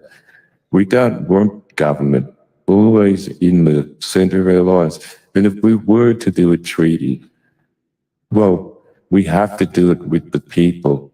We don't want governments involved. because every time a government get involved, you get the middleman, and the middleman gets everything. You know that. Everyone knows that. So it's really time to put, and even more so now is the time, not tomorrow, not the next day. Now's the time for us to come together. And using this platform, to which we are so grateful for to you, using this platform to get out to let's get those educated ones that are educated enough to see the other side of the coin and say, all right, there's a proposition here. Because the only way we can dish out our sovereignty to actually say, instead of standing and knocking at the front of our door, to say, hey, you can come in our house now. You're our family. No one's done it. You see? And then our sovereignty, we pass on to those, right? That on this land, while you're here, you don't belong to any man. You are of your own, but just be observant of the law, the main law, which is always do no wrong to anyone. And you know the difference between wrong and right. That's all. It's so simple, but people just find it so hard to grasp, because if you deep in your heart and your soul, you would not wish anyone any harm, you know? At all. And that would be the driving factor for us. Because I won't address this comment. Sorry, just quickly.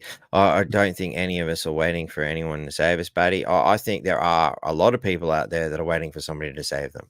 You know, particularly in the early stages of this. Trump's going to save us, for instance. I heard a lot, and perhaps Anna. You know, I'm not saying that you're one of those people. You know, or anyone specifically here is one of those people. I think the people that have come here to tune into this show are trying to find a way.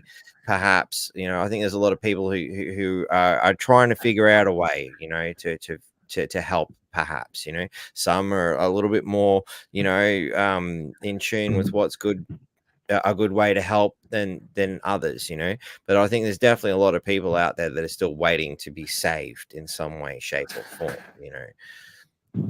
Yeah, well, really, and what I really like, there's not an episode, because I'm local here, right? I'm not from here, but I actually live here. At the moment, and what I've noticed is this particular channel brings a lot of people together from all different walks of life. It isn't favourable to listening to this tune. Yeah. But what we got to do is come together. But it has to. People don't wait for Trump. Don't wait for Albanese. You know what life Can't is wait so for simple. fucking elbow. That's for sure. And even Trump, like I mean, what's his motto is "Make America Great Again." He's not coming to save Australia. He's too busy trying to save America. We got to save Australia. That's up to us. Yeah, but what are we going to do? Fucking elbow. All prejudice aside, we can move all prejudice aside. We can work together in a community. Instead of letting government formularize the way, and not community. I don't like community leaders as much as such either. You know what I mean? Yeah, but we don't need community leaders. We just need community interaction, community people. Find what you're good at and do it. I mean, sitting in front of this camera and this microphone talking shit, I'm good at that. And finding awesome people like yourselves who know their shit. To come and spread the word and the knowledge that they have to the people as well. Find what you're good at and do it. Find yourself. That's the big. But everyone will find themselves in truth like Mark, but it's got to be guided by respect. We've got to learn to respect, and it's a double-sided issue. But you remember, a lot of water has gone under the bridge, and how are we gonna get the cohesion back in society when we don't trust each other? How can 200,000 people live in a town and not trust each other? What happened to community? What happened to things at local level? You've got people fighting on the front in your local council. This is where the changes happen. This is where the changes happen. And if you sit on your hands and do nothing, knowing that, look, I'm not saying, I am saying, do not vote Labor, do not vote Liberal, do not vote Green. These people have an attaché of work, uncompleted, unfinished, undone. They haven't even got a bloody good report card. Stop buying into this nonsense. I would put more money on an outsider on a good bet any day. And I've seen a lot of the interviews that you've been holding, a lot of people that are liking these things, you know, these are the people you should be rowing for. And it's not because, oh, I like that flavour of the ice cream. No, it's because it's right. For crying out loud. Why do you have to bloody spell everything out and put it in the paper when you got people finding up almost in tears, you know, with what they see and and then you allow the same progressives, the same career politicians that you know are toxic to the environment and themselves and us. When you sit on your hands, you know what that is? It's just lazy. I'm glad my voice is disguised. I'm glad that you don't see my face because I know that half of you see when they drink with bloody egg. Why? Because it's the truth. Wake up. Wake up. Because you're going to wake up one morning and I'll tell you what, the world you knew is out the door. You know what, we're telling you this today because it happened to us, right? And it's coming for you. What they did to us, they're going to do to you. Oh, but they did it because you... No, come on. Stop the rot. Stop the nonsense. Be real in yourself. Be real. You got good people out there and they're reaching out to you and for you to ignore them, turn your back on them and to run back to the same old flavour as we... Well, forget it. If you don't want to try the other colours, you'll never know what it tastes like. So if you don't want freedom and you're possibly worried about what freedom because you don't know what it tastes like. You know, we know what freedom is. And we hear the stories of it every day of our lives. So if you're going to do something, we're not saying to write letters to Canberra, forget all that. Do it locally. Surely amongst a good group, even if it's 20,000 people, couldn't you work in the 200,000 at a local community level? Can't you do something? You know, you don't have to worry about the fatherless or the motherless or the child. Why don't we have community things here rather than allow QPS to take everyone's children away from them? Why can't we start things at a local level? Why? Because we're lazy.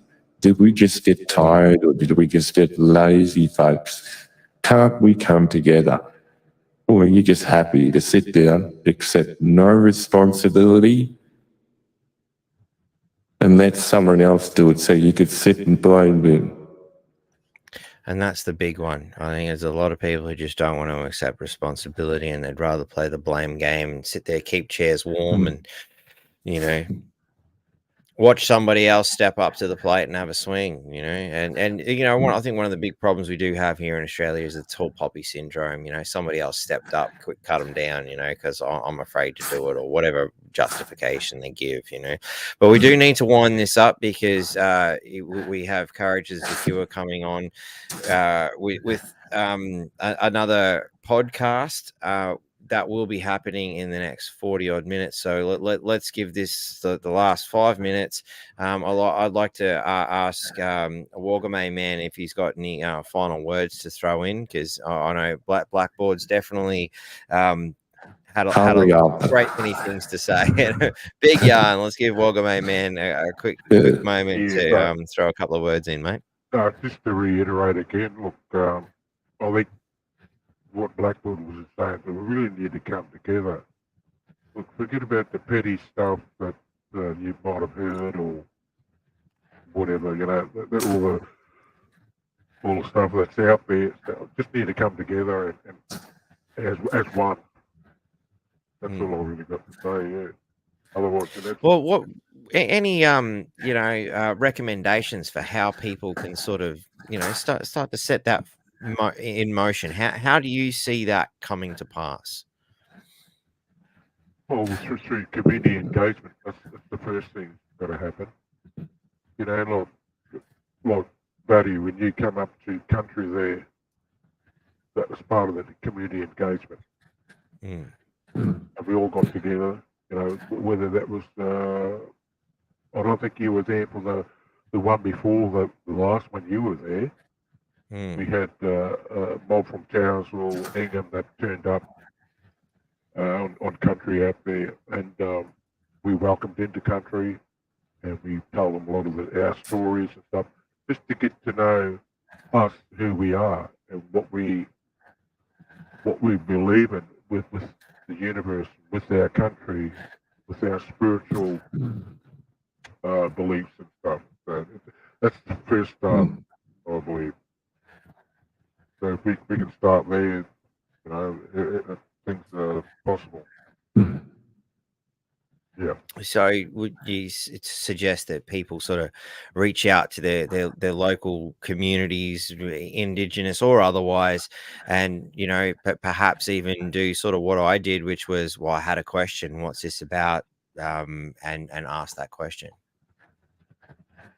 Yeah. All right. But you got to be careful too. At the same time, when you go to ask Indigenous people, sometimes you've got our people that are just with the state and they're just on that line in that personage. You know what I mean? Oh, They're definitely. not as 'cause- cultural as other Aboriginals that are just worried about their country and want to look after it. You got the ones that are still under the state that are just going along with chasing money, I suppose. Mm. Yeah. So yeah, I guess, you know, if it doesn't feel right, you know, you got to trust your instincts when you ask the question. If you're given an answer and it doesn't feel right, yeah, something's not right. Like, you know, I'm not going to name names or whatnot, but you know, there have been a couple of times I've come across, you know, people and asked, you know, certain questions and thought, yeah, I can see there's definitely a self-serving interest in that, you know.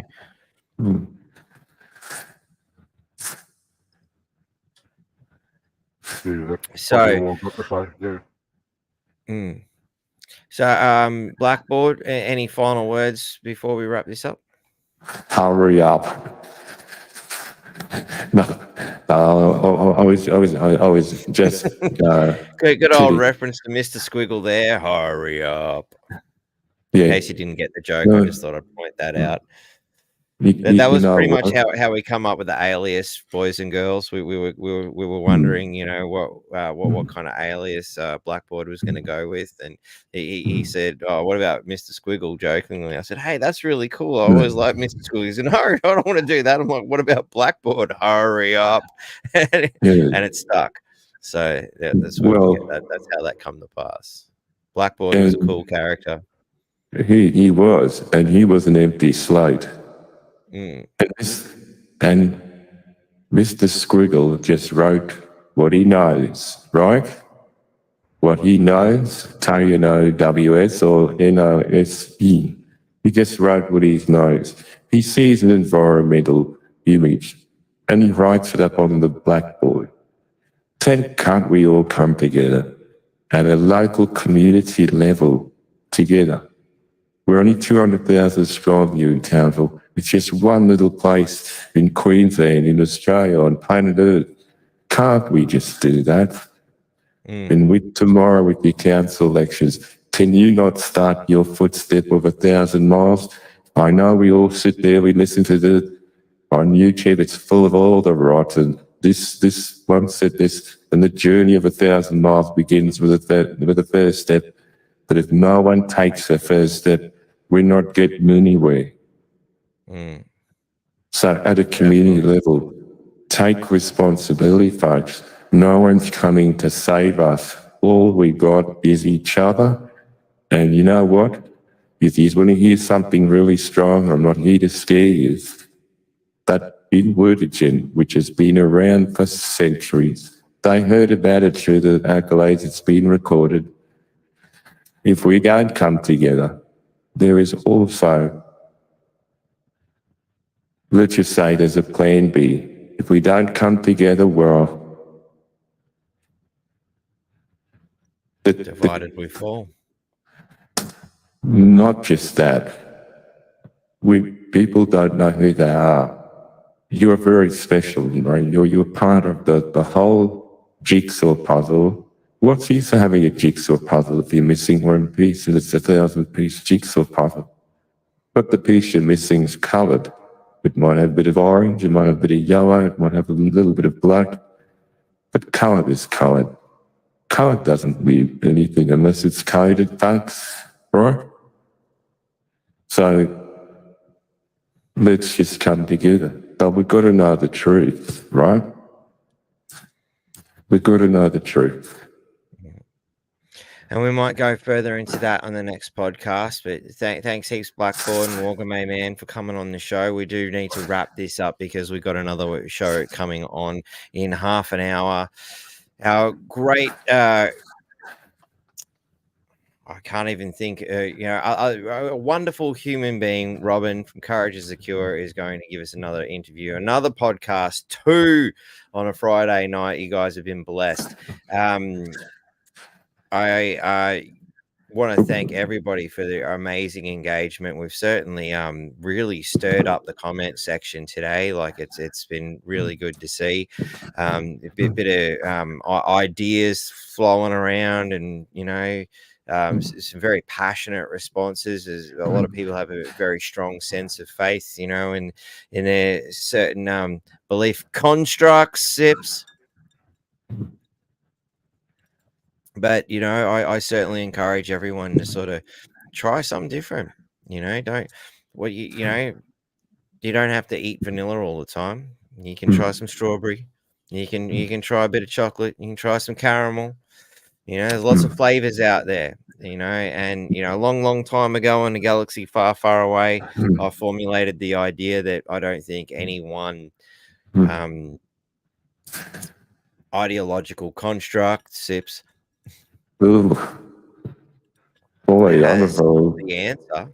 I think I've been trying to put as many ideas into my spiritual fucking handbook as I can, because, and in the same principle as a martial arts instructor once said to me, like you should put as many styles into your martial arts tool bag as you can. Don't just stick with karate, don't just stick with jiu-jitsu, don't just stick with Muay Thai. Mix it up. The more you grab from different sources, the more you start to see what's really going on. You want to see the universe, you want to see people come together. We've got to bring it in from everywhere we can. So thank you all very much for coming on. Thanks, everybody. Pleasure, Mark. Thank you very much. Thank you very much. And to the listeners, we thank you. But we were never here to argue or cause any disruption. Anything that you've heard tonight, we please just ask, can you just consider what you've heard? Don't be prejudgmental, but take the time to consider these things. That's all. Thanks, Mark. Give it a moment's thought. Anytime, my friend. Anytime. It's like I said at the beginning, it's been a long time coming before we could finally get this going.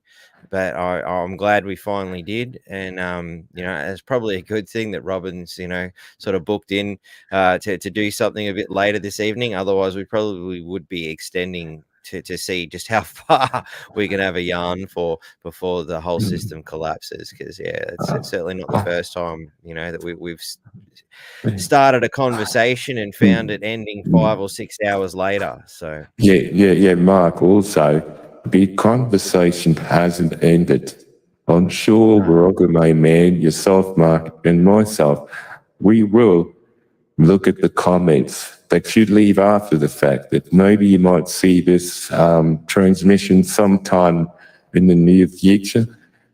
Please drop a comment and like down in the box, because when we go back to the comments, we can then scope the work at the heart, at the nature, what really people are trying to bring across through a conversation, maybe, an understanding. But we will keep in contact with you in the future, Mike, and I'm sure we will have a few more chats. Thank you. Thanks, My buddy. pleasure. My pleasure, guys. It's been great, and to see the responses we've got. We've got an amazing community engagement, which is great. And yeah, please click that like and that share and all those things. Those things go a long way to helping to spread the word and getting the amazing message of peace, love, and happiness that we're all about here at the North Queensland Freedom Network. And of course, Cafe Locked Out, Courage is a Cure. What the fuck, guys? Who got a very interesting way of trying to find their way in the universe too. I always get a good laugh at the way they do things. If you're watching this from the North Queensland point of view, please do take the time to go and have a look at the Cafe Locked Out thing, who have been awesome enough to bring us, North Queensland Network into the fold as well. And a beautiful example of community, how often we come across things in society where somebody's inviting you into the fold, and they're doing it for their own purposes, where Michael in his creation of Cafe Locked Out he's just done it because it's the right thing to do, and it's exactly the kind of people I'm so stoked to have met and found on my path since I started this North Queensland Freedom Network. And much like Blackboard and Walgamay Man, who have come across my path as well as a result of this desire to step up and go, well, I got to do something. This is what I know how to do, and this is what I've done. So thanks everyone for coming on board and being a part of the journey. And I hope this inspires you guys to get out and find your own little piece of the world in some way, shape, or form. So until next time, stay free, live long and prosper, but be excellent to each other and party on, dude.